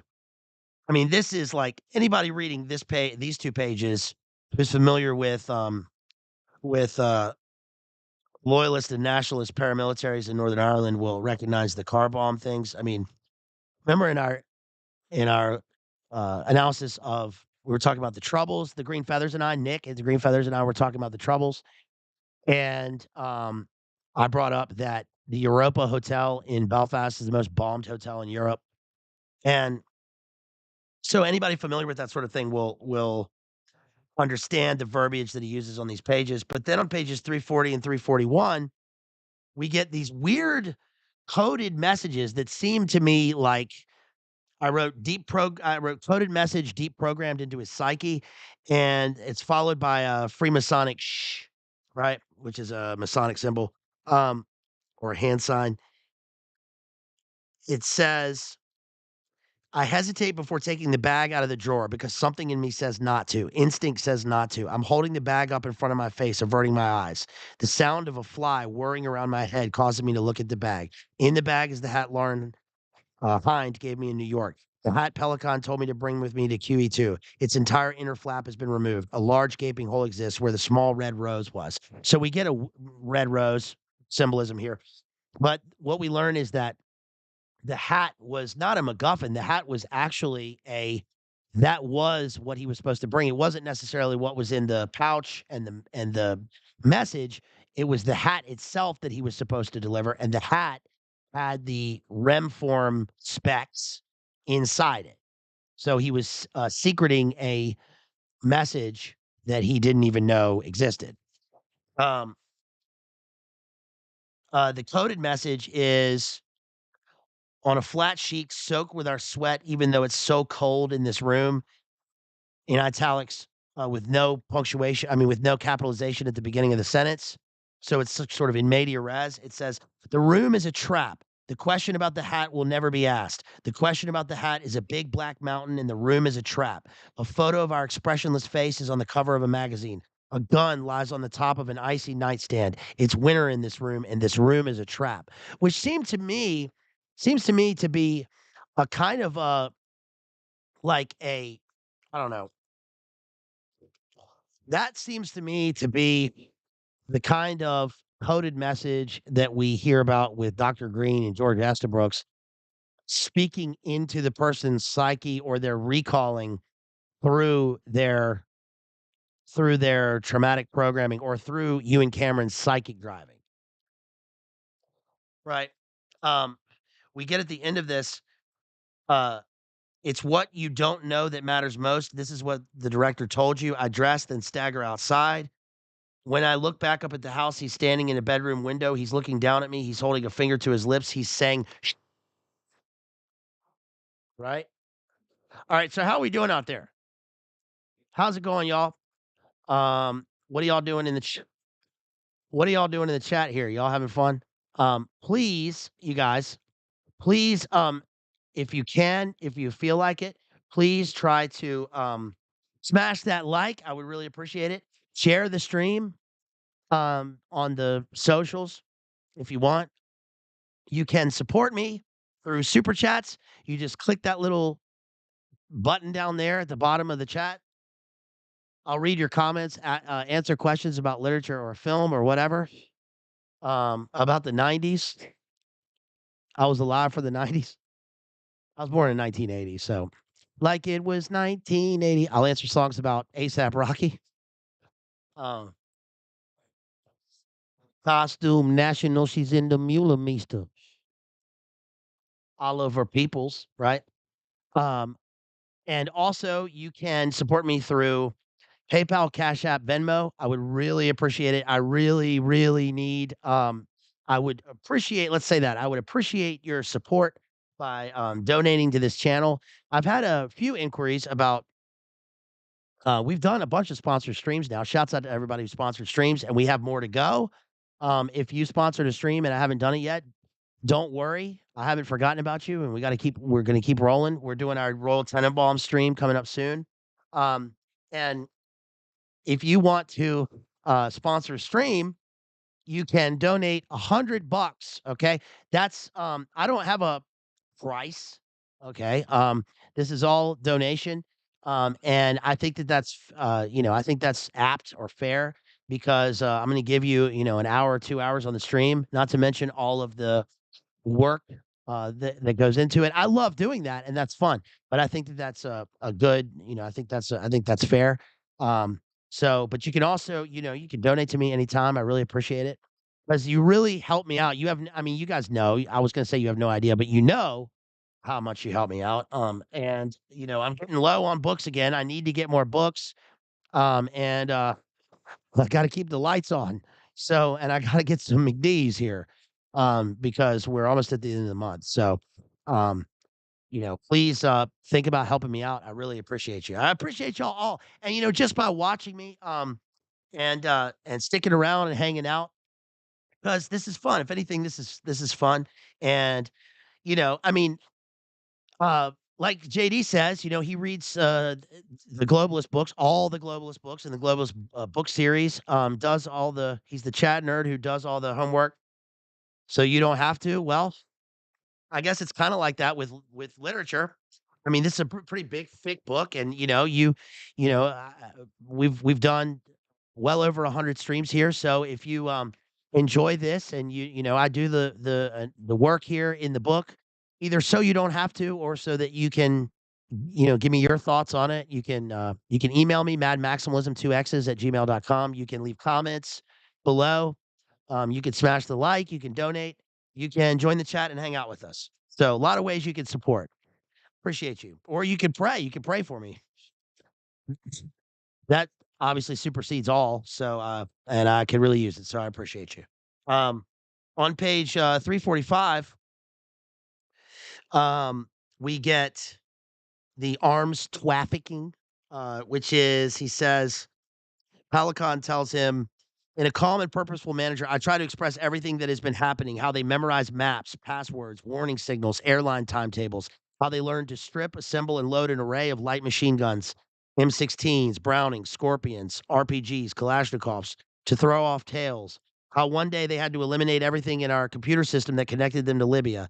I tell Palikon about the detailed maps of various American and Israeli embassies scattered throughout the house, that any given time, $3 million in cash is hidden in a closet downstairs next to the gym, that we know certain people only by code names, the intermediaries lunch frequently in the house, and there are so many parties. I tell Palikon about how fake passports are arranged and how those passports are constantly being shredded and burned. How Bobby is always traveling to Belgrade or to Zagreb, and visas are applied for in Vienna, and there are anxious consultations and trips to villas and outlying suburbs.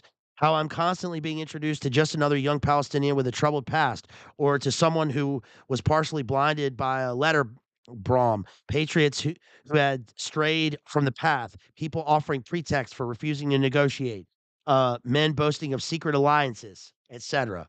Page 345. We find out again, on page 347, in significant detail, that Victor's dad is a U.S. senator. That's another reason why he was brought into this organization, because Victor's dad is a U.S. senator. Hello, and that leads me to, I guess, speculate, but based on what we know about how these things occur, that he was already in a way inducted into this. One thing that's interesting that I haven't mentioned, but that I mentioned in the video description, is that Victor Ward. If you guys have seen the movie Rules of Attraction, um, or read the book, but the film illustrates this pretty well, is that one thing that occurs is the Rules of Attraction is different because in how it's written, because Ellis is good about unity and variety, and varying his writing and the vernacular and the way that the that the text is structured on the page according to the various characters. And Rules of Attraction is interesting because the one thing that strikes me in that is the kind of lack of capitalization and punctuation and the sort of bits of dialogue that occur in a kind of random state throughout the book because they're in college and because of what they're engaged in college. But the the, uh the film is good because it's directed by Roger Avary, right? Pulp Fiction, Roger Avary, and there's a scene in it. It's the best part of the movie is Fred Savage. Fred Savage, like, steals the movie because he plays this heroin addicted college student who, like, plays a clarinet and watches Frankenstein in black and white in his room. It's a really weird scene. But Victor Ward is a like, comes into the movie like a tour de force and then leaves, and he recurs in this book, but basically he's a college student who is, an elite guy. He reminds me a lot of when I was at drama school. Anthony Blair's son was at the University of Bristol, and I was at drama school in Bristol, but there was always talk around town of him, wild antics, happening around Bristol, and I never met him, but he comes into the movie, kind of storms into the movie, and there's a film within the film, kind of a pseudo documentary of him in fast motion going to Europe and going to Amsterdam, going to London. Then we went to London. Then I met the DJ Paul Oakenfold. Then we went back. Then we took a flight over to Amsterdam. I slept the whole way. Then I met some model, and then we smoked cigarettes. And then we went to Paris on the Channel. It took 8 hours, and we hung out by the Louvre. I puked in an urn. Then we ran through the Louvre, and then we went to the top of the Eiffel Tower, and I made out with a random girl. Then I met a model, and then I went to a model party, and I went to the Demeulemeester party. Then I took ecstasy, and then went to the rave. That's what it's like. Well, that's Victor Ward, and so Victor Ward is like that's the setup for how he is in this, and he's just gone on to be a male model, and then gone on to be part of this. One of the things that is interesting is the symbolism of the bombs. Always, it's like the way that I would summarize this and paraphrase is that Victor Ward becomes this Candy Jones monarch, mind controlled assassin courier, and he's carrying around a briefcase with a bomb in it that's covered in like glitter and confetti. And as he's walking to drop it off to where he's supposed to take it, he sees a Vespa. He concentrates on the Vespa. Then he sees the new Chanel display in the flagship store. He happens to meet Karl Lagerfeld outside. They have a discussion. When's he going to get his next modeling job? Then he remembers he has to drop off the briefcase. It's like that. Um, my note on page 353 is confetti bomb. Oh yeah, remember when this is interesting because this brought to mind. You remember when Lindsay Lohan was like on trial like probably 10, 12, 15 years ago? She had that trial in LA, and I remember watching it, like, live that the trial was about to happen. I don't know how this came on, but I came on the Boomer TV, and they were like, "We're awaiting Lindsay Lohan," and there's all these, fans or whatever outside, but as she's walking to the courtroom, somebody threw, like, a confetti glitter bomb so that when she walked in, it looked like she was walking through confetti and glitter, like it was a celebrity event, which is very odd, right? It shows the kind of nature of the, um, of the weird meta entertainment value of this whole thing, like how it's not all staged, but how it's these things end up like she's put on a stage even though she's going into a dock, right? And let's see, the quote is okay, so then the bomb goes off and it says, I start racing towards the Ritz in a pale pink room. Felix hangs up the phone. It's weird it's a pale pink room. Because you remember that occurs in True Detective season 3, The Pink Palace. Um, the suite Felix occupies is in fairly close proximity to the center of the hotel, which ensures that the explosion will cause as much structural damage as possible. The Gucci tote bag sits on the bed. It's so cold in the room that Felix's breath steams. A fly lands on his hand. Felix unzips the tote bag. He stares into it quizzically. It's filled with red and black confetti. He brushes the confetti away. Something reveals itself. No, Felix says. The bomb swallows Felix up, vaporizing him instantly. He literally disappears. There's nothing left. Um, we have more TORTURE that occurs on pages 358 and 359. They've he gets notes from his father and then coded messages, and then he witnesses another scene where the guy is being another wire is inserted into a wound on his stomach, attached to its liver, lashing it with electricity. He keeps fainting, is revived, faints again. He's fed more poison than morphine as Bentley videotapes. This is real Charles England Lake stuff. I'm not going to read the rest of it, but it says the actor they keep questioning this guy about go back to section 4, ask it in B sequence. Again, nothing happens. The actor doesn't know anything. He memorized a different script, it says. Figurative script. He's not delivering the performance that Bobby wants. He was miscast. Here what's happening is we get the language of Victor seeing everything through a film script. That's his way of dissociating. Like that he sees everything as if it's a movie, as if it's fake.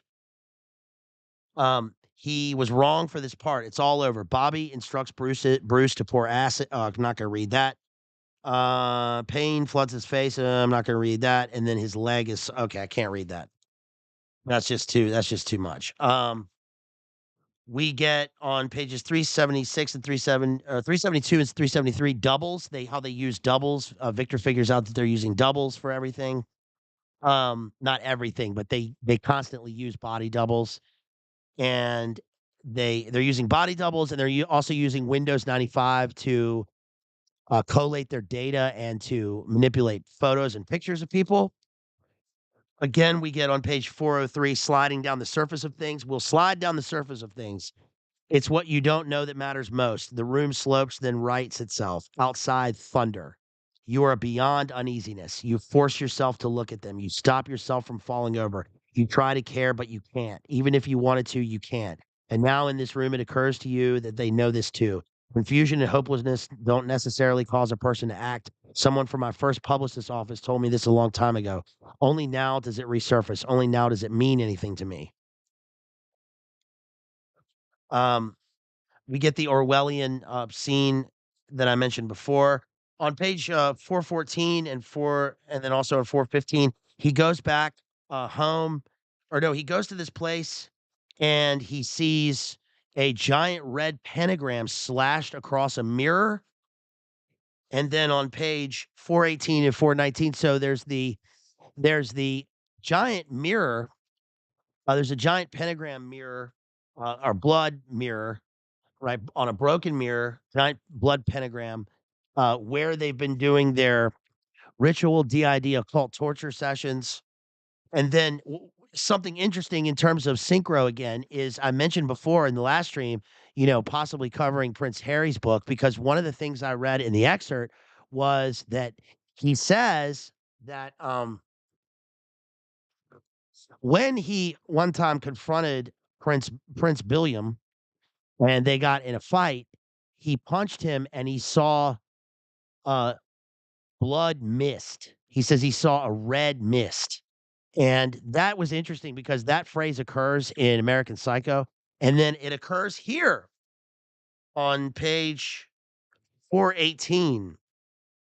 Um, it says, "Don't let me die." He's crying. "Please, I don't want to die. I don't want to die." Bentley suddenly realizes what's going to happen and starts snarling in anticipation. There's a loud whoomph as the device goes off, the noise of its activation, muttered by flesh, a thick, ripping sound, a mist of blood. So they body bombed this guy. We also get chapter 0 of this section is peak postmodern motif, because we get a vivid description um, of a plane event. They put a BROMB on a plane, and there's a vivid description of what happens and what is the aftermath of it. Interesting that this is pre Big Nine event. On page 467, Jamie told me, "You're the only sign in the horoscope that's not a living thing." "What do you mean?" I muttered. "You're a Libra," she said. "You're just a set of scales." I was thinking, this is just a fling, right? I was thinking, I want to F you. But I thought I was a Capricorn. So what she's saying here, and what this is saying is, of course, this guy is zodiacal, right? But we also get ties in with kind of Zodiac killer, Bobby. We get a larger conspiracy. We get the fatalistic nature of events according to the worldview of the characters within this. And we see that as if his life is planned out in a script because of his dissociation. And we get that he relates or she relates him. Is it Jamie? Jamie's a recurring character name also in Ellis because Jamie Gertz played one of the characters in Less Than Zero, is part of that whole generational group. And then we get the vampire character Jamie the Man in the Informers. But uh he is the only non-living entity in the zodiac, which shows his sort of schizophrenic, dissociative, uh, sociopathy in this, because he is like he doesn't feel things anymore. He only and he didn't before. He didn't at the very beginning, but he realizes that he does somewhere back in his mind palace. And that instead he is the Libra scales, right? Which is this Gnostic balance, which is what Bobby said to him about why he was being used for these events in the first place. Also, there's the clear ties with Don DeLeo's Libra, which we covered and I put in the video description. Libra, remember, is about the big November JFK event and how Oswald functions in a way as the same thing in that book.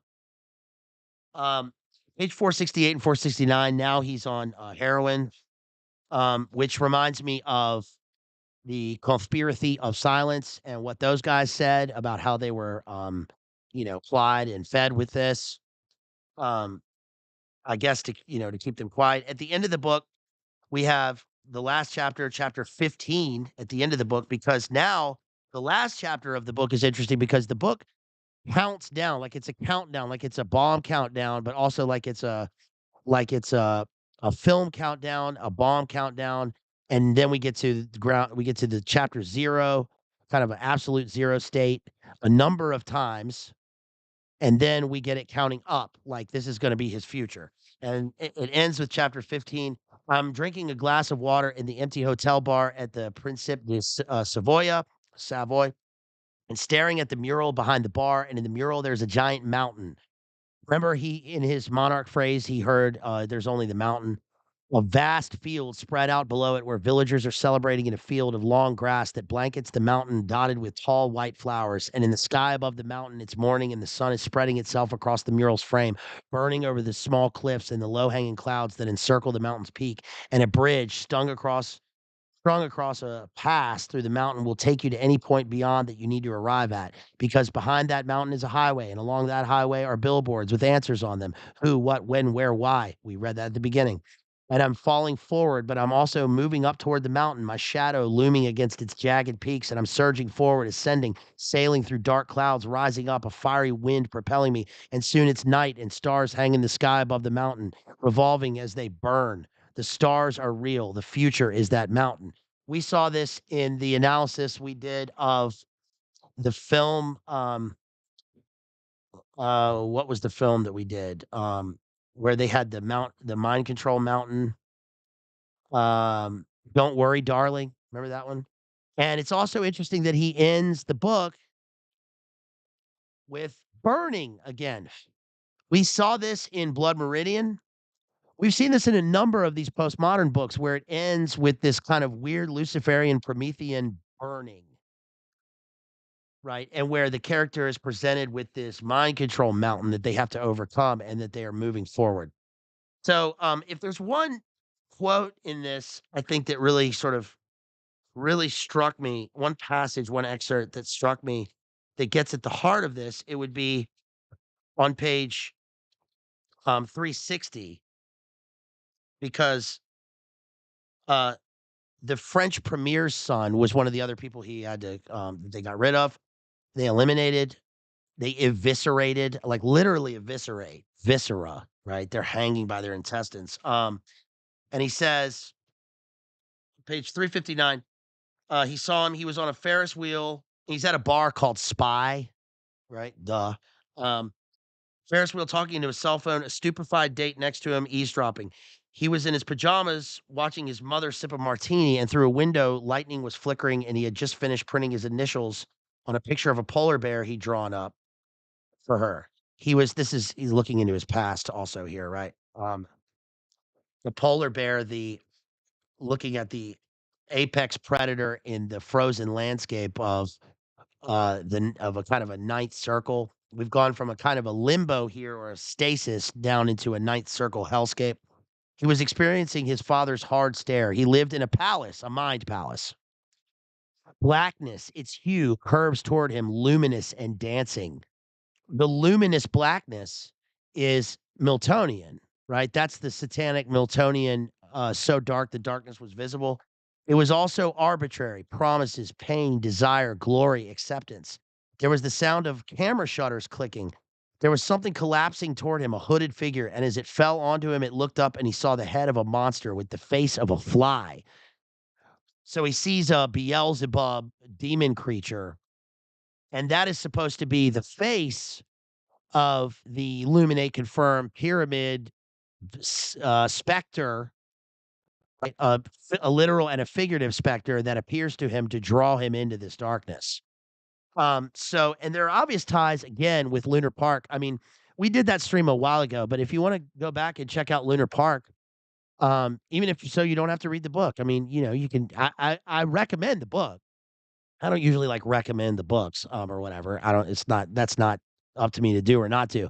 But Lunar Park is my favorite Bret Easton Ellis because I find it, so it's so enthralling in terms of how it works on an emotional and an intellectual level, and what the character is moving through, in the book. So, and it's so well written.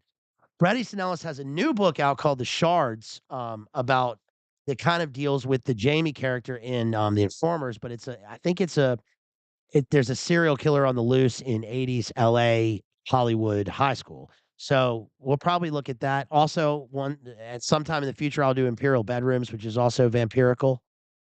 So that's Glamorama by Bret Easton Ellis. Now, Zoolander is interesting because we can see the obvious parallels between Zoolander and Glamorama. Obviously, we have in a way similar characters, right? And we have the obsession with fashion, and obviously in the film it's supposed to be a parody of the kind of the emptiness of celebrity culture, and these people are dumb and all that. But and so it works in a different way in the book. But what's interesting is that I forgot to say that, I have a friend who, old friend who, be weirdly, became a model when we were teenagers, and, not just a model. I mean, her dad's a federal judge, and she became a major model, and this is all I'll say is that, it's interesting because, I mean, she would move in the circles that are described in these. When I went off to my first year of college, I was with my friends in my dorm room, and I was watching the spr I was it was what was it? It wasn't spring break. It was spring break MTV special. It wasn't spring break for us, but it was spring break for for them or whatever. We had a different spring break. But anyway, and they were doing like a fashion show or something. It was on in the background, but all of a sudden I looked at the TV. We weren't watching the fashion show, but it was on the TV, and I looked and I went, "There's," I'm not gonna say her name, but that's that's her. And there she was. And she was on the cover of Vogue a bunch of times. She was on Italian Vogue. She was on the cover of Mademoiselle, Vogue, Glamour, all these different things. And then anyway, that's all I'll say about that. But um, it's interesting because remember at the beginning of Zoolander, like they're at the VH1 Fashion Awards, and a couple of interesting people pop up. One is Jerry Stahl. Jerry Stahl wrote the book. Where is it? I got it right up there. he wrote the book Permanent Midnight. Permanent Midnight is his kind of autobiography, pseudo autobiography about himself as a screenwriter in LA slash junkie. And he wrote Alf, if you didn't know that. He was the guy who wrote Alf, the show Alf. And he was there's actually a movie, he's probably in Zoolander because Ben Stiller played him in that movie. Weird casting, but Ben Stiller played him in that movie. He does look a lot like him. And he plays a reporter in the VH1 Fashion Awards scene. He also wrote the story for that Urge movie I was talking about. But then, of course, who else pops up? Don Trump with Melania pops up, and then the protesters. They have the PETA protesters, right? Take that, Mugatu, and your little dog too. Remember? Who I think that the actress who plays that is Ben Stiller's mom. Um, he goes to the Hansel. He's so hot right now. He's so hot right now. Hansel. Hansel. He's so hot right now. Hansel. Hansel. Um, what's that? Han Solo. Mugatu is the, Mephistopheles character who, not literally, but he's got this big M on top of the building. The M on top of the building, the Mugatu building, is supposed to be a play on the Lipstick Building in the skyline in Manhattan. There's a building that everyone calls it the Lipstick Building because it looks like a lipstick. It's like sort of triangular sideways. And he is put up to do this to kill the claymation dude, right? Another tie-in is that um, I lived in Malaysia for a summer, and that movie was banned. You can't see it because they are trying to kill the Micronesian dude.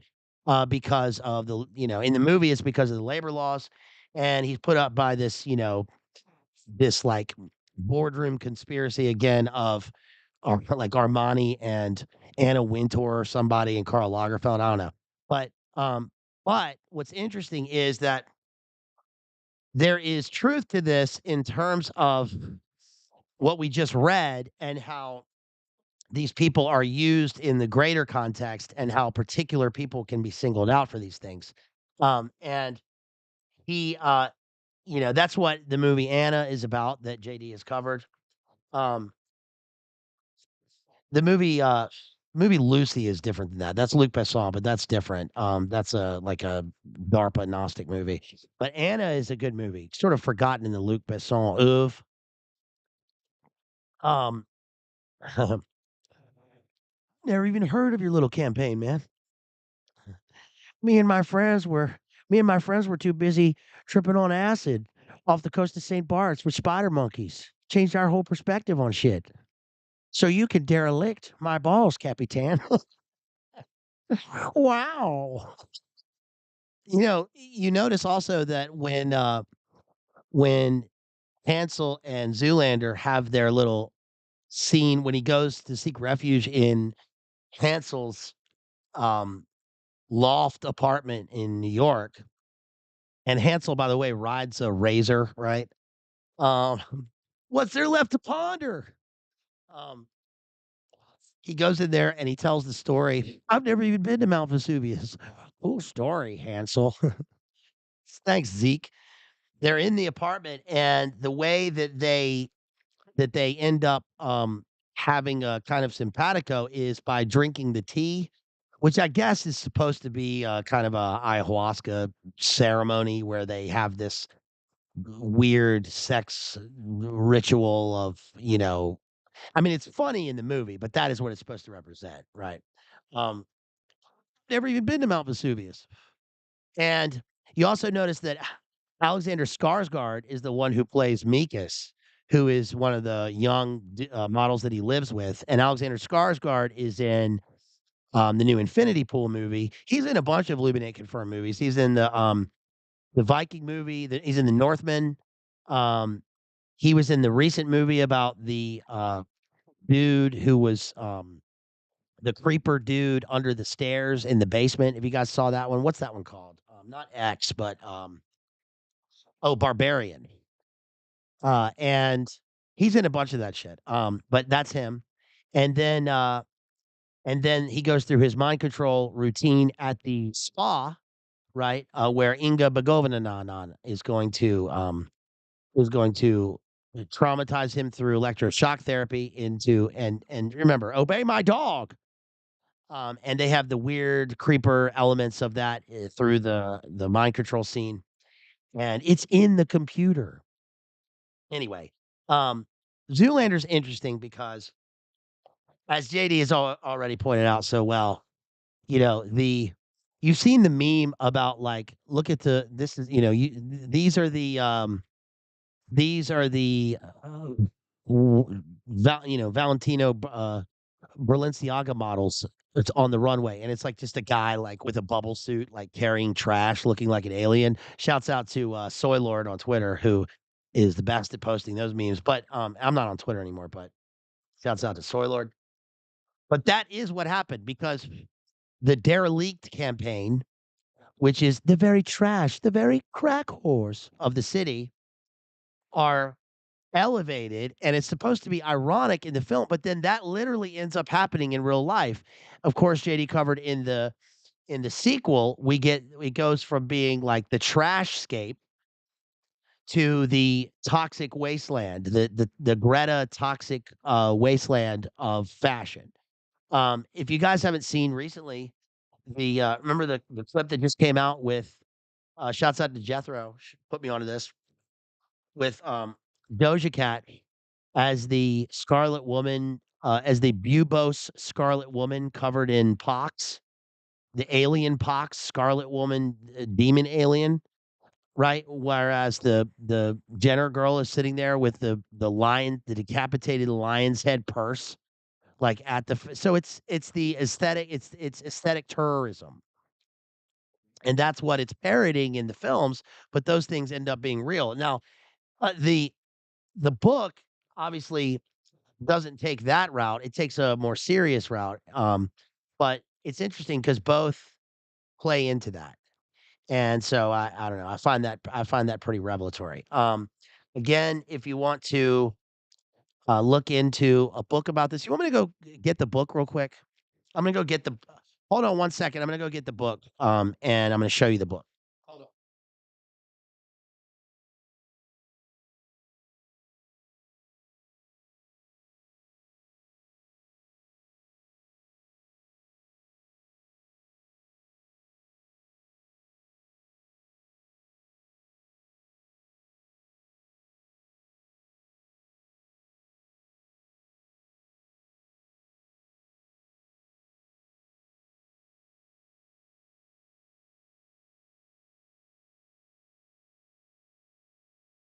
Okay. All right. I found it. So the book about this that deals with all this stuff in real life is called The Beautiful Fall. And I read this in 2008. Fashion Genius and Glorious Excess in 1970s Paris. I read it because it deals with it also deals partly with Getty. Remember the Getty who was kidnapped? And that sort of plays into a greater understanding of the scene. And again, it deals with Yves Saint Laurent and Karl Lagerfeld and the kind of politics of this. Um, the poem about that I wrote um about the Tim Noble Sue Webster sculpture is called, let's see, I have to find this. If I can find it in my book. Um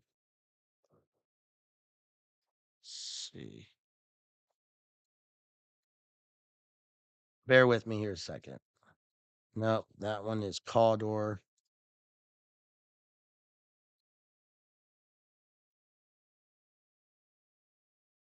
Um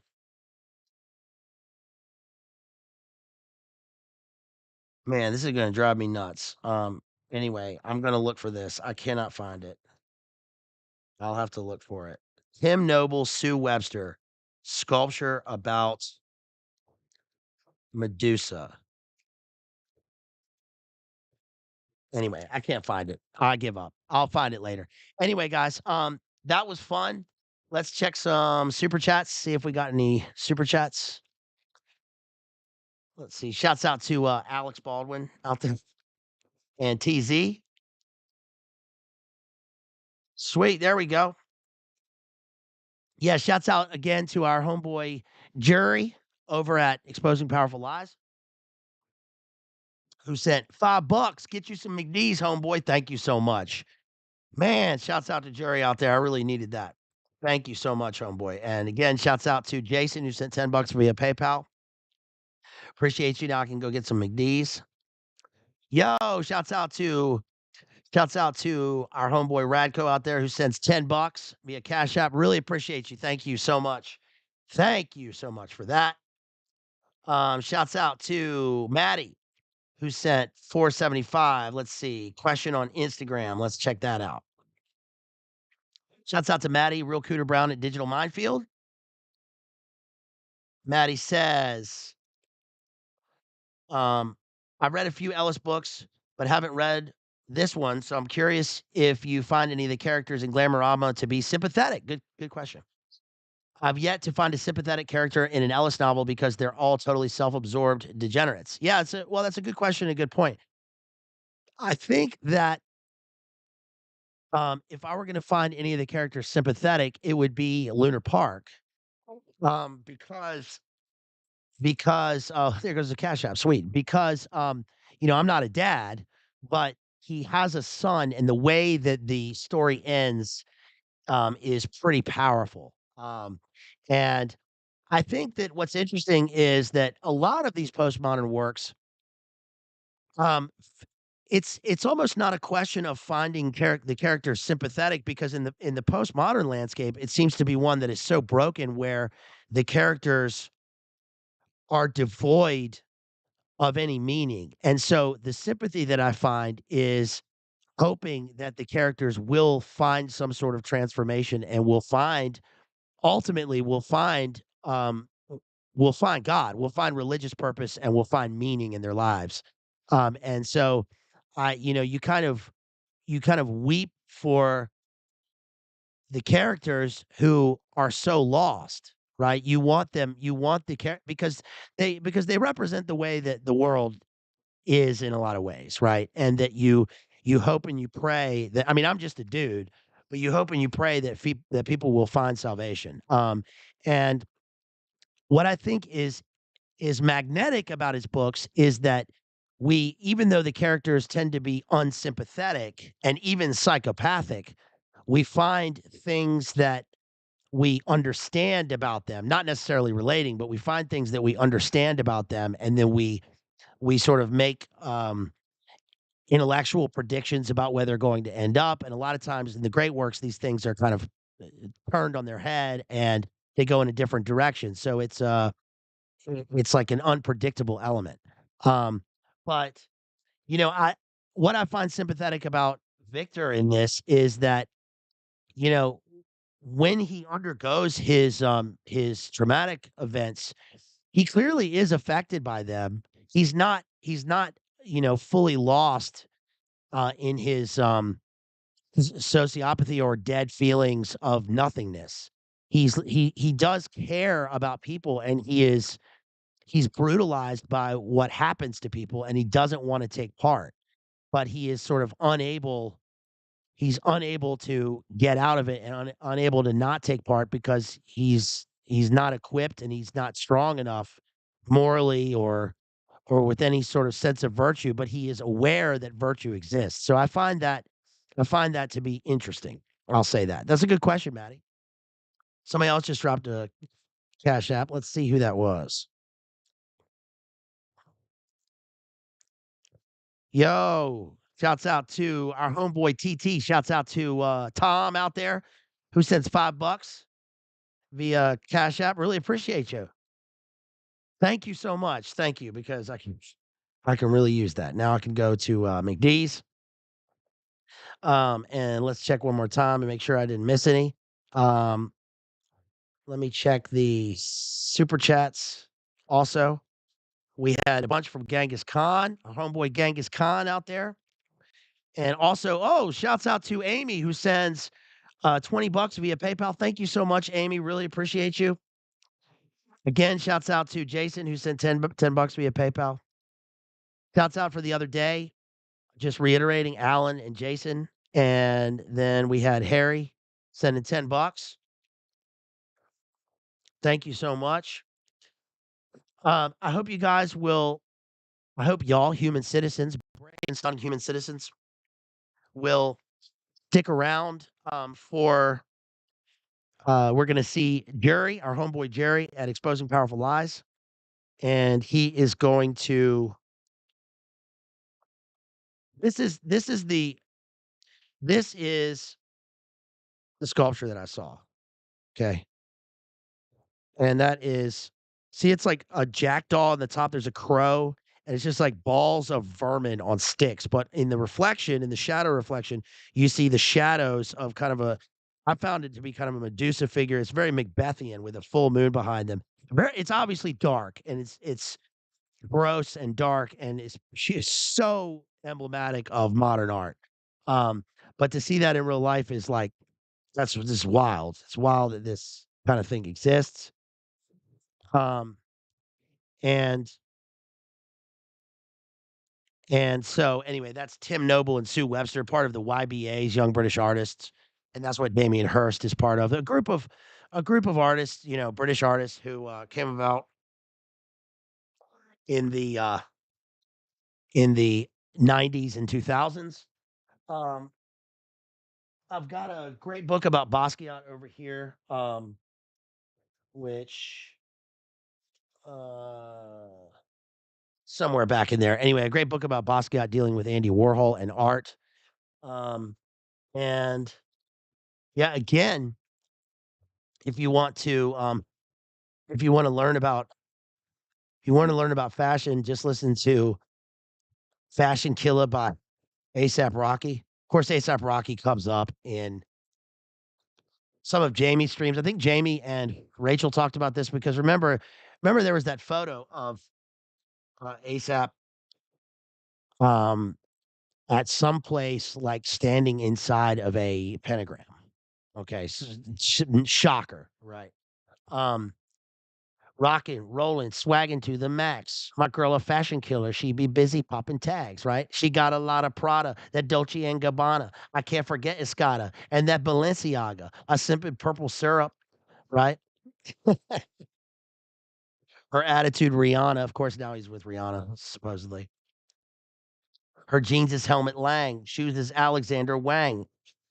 Um, remember, what's the guy's name who died of the mysterious overdose?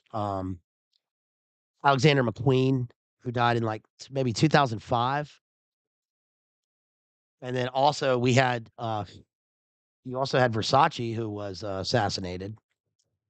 Um, Tom Ford is in the movie, is in Zoolander. He says everything I do is inspired by Zoolander. He's great or whatever he says.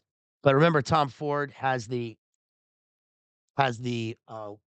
weird place in New Mexico. Tom Ford's from Texas, but he was the Gucci designer. Now he has his own brand, of course. But Tom Ford had the weird place near Zorro Ranch in New Mexico, let's say. Um, Rick Owens, Raph Simmons, boy, she got the stock. Rick Owens is the guy that shouts out to Isaac Weishaupt. He's covered a lot of Rick Owens. Rick Owens is like has a lot of the satanic imagery um in his fashion. He's like the dark, he's got black hair and he looks like a demon man. He's with that witch woman. And also the Rick Owens shoes are what our man's Frank Hassel wears. He wears those Rick Owens shoes. He got the Rick Owens drip, I guess. um yeah, so Fashion Killer by ASAP Rocky. A lot of names dropped in that one. Just like Glamorama by Bret Easton Ellis. Tom Ford is a good director. Yeah. He directed the movie with what was the movie he did with Jake Gyllenhaal? Um Not Nightcrawler. Nocturnal Animals. That's it. Jake Gyllenhaal in Nocturnal Animals, which is another movie about unexpected events and dissociation and dark things. I think he directed Nocturnal Animals, didn't he? Yeah, Frank Castle. Frank Castle rules. All right, so that's about all I got, you guys. Yes, Maddie, Nocturnal Animals. That is about all I got.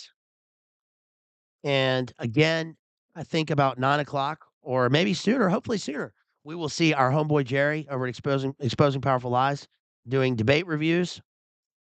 Check out our stream that we just did over on Rachel Wilson. We were on her show and talking about Team America. Right now, I'm covering. Right now, I'm reading Ender's Game for the first time, so I'll be covering that with BPF.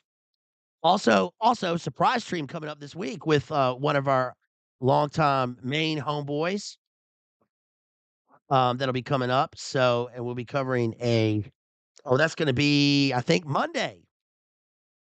Yeah, Monday night. I will be with one of our main homeboys over on his channel. We'll be covering Terminator 2, so that'll be cool. Shouts out to Coteasy.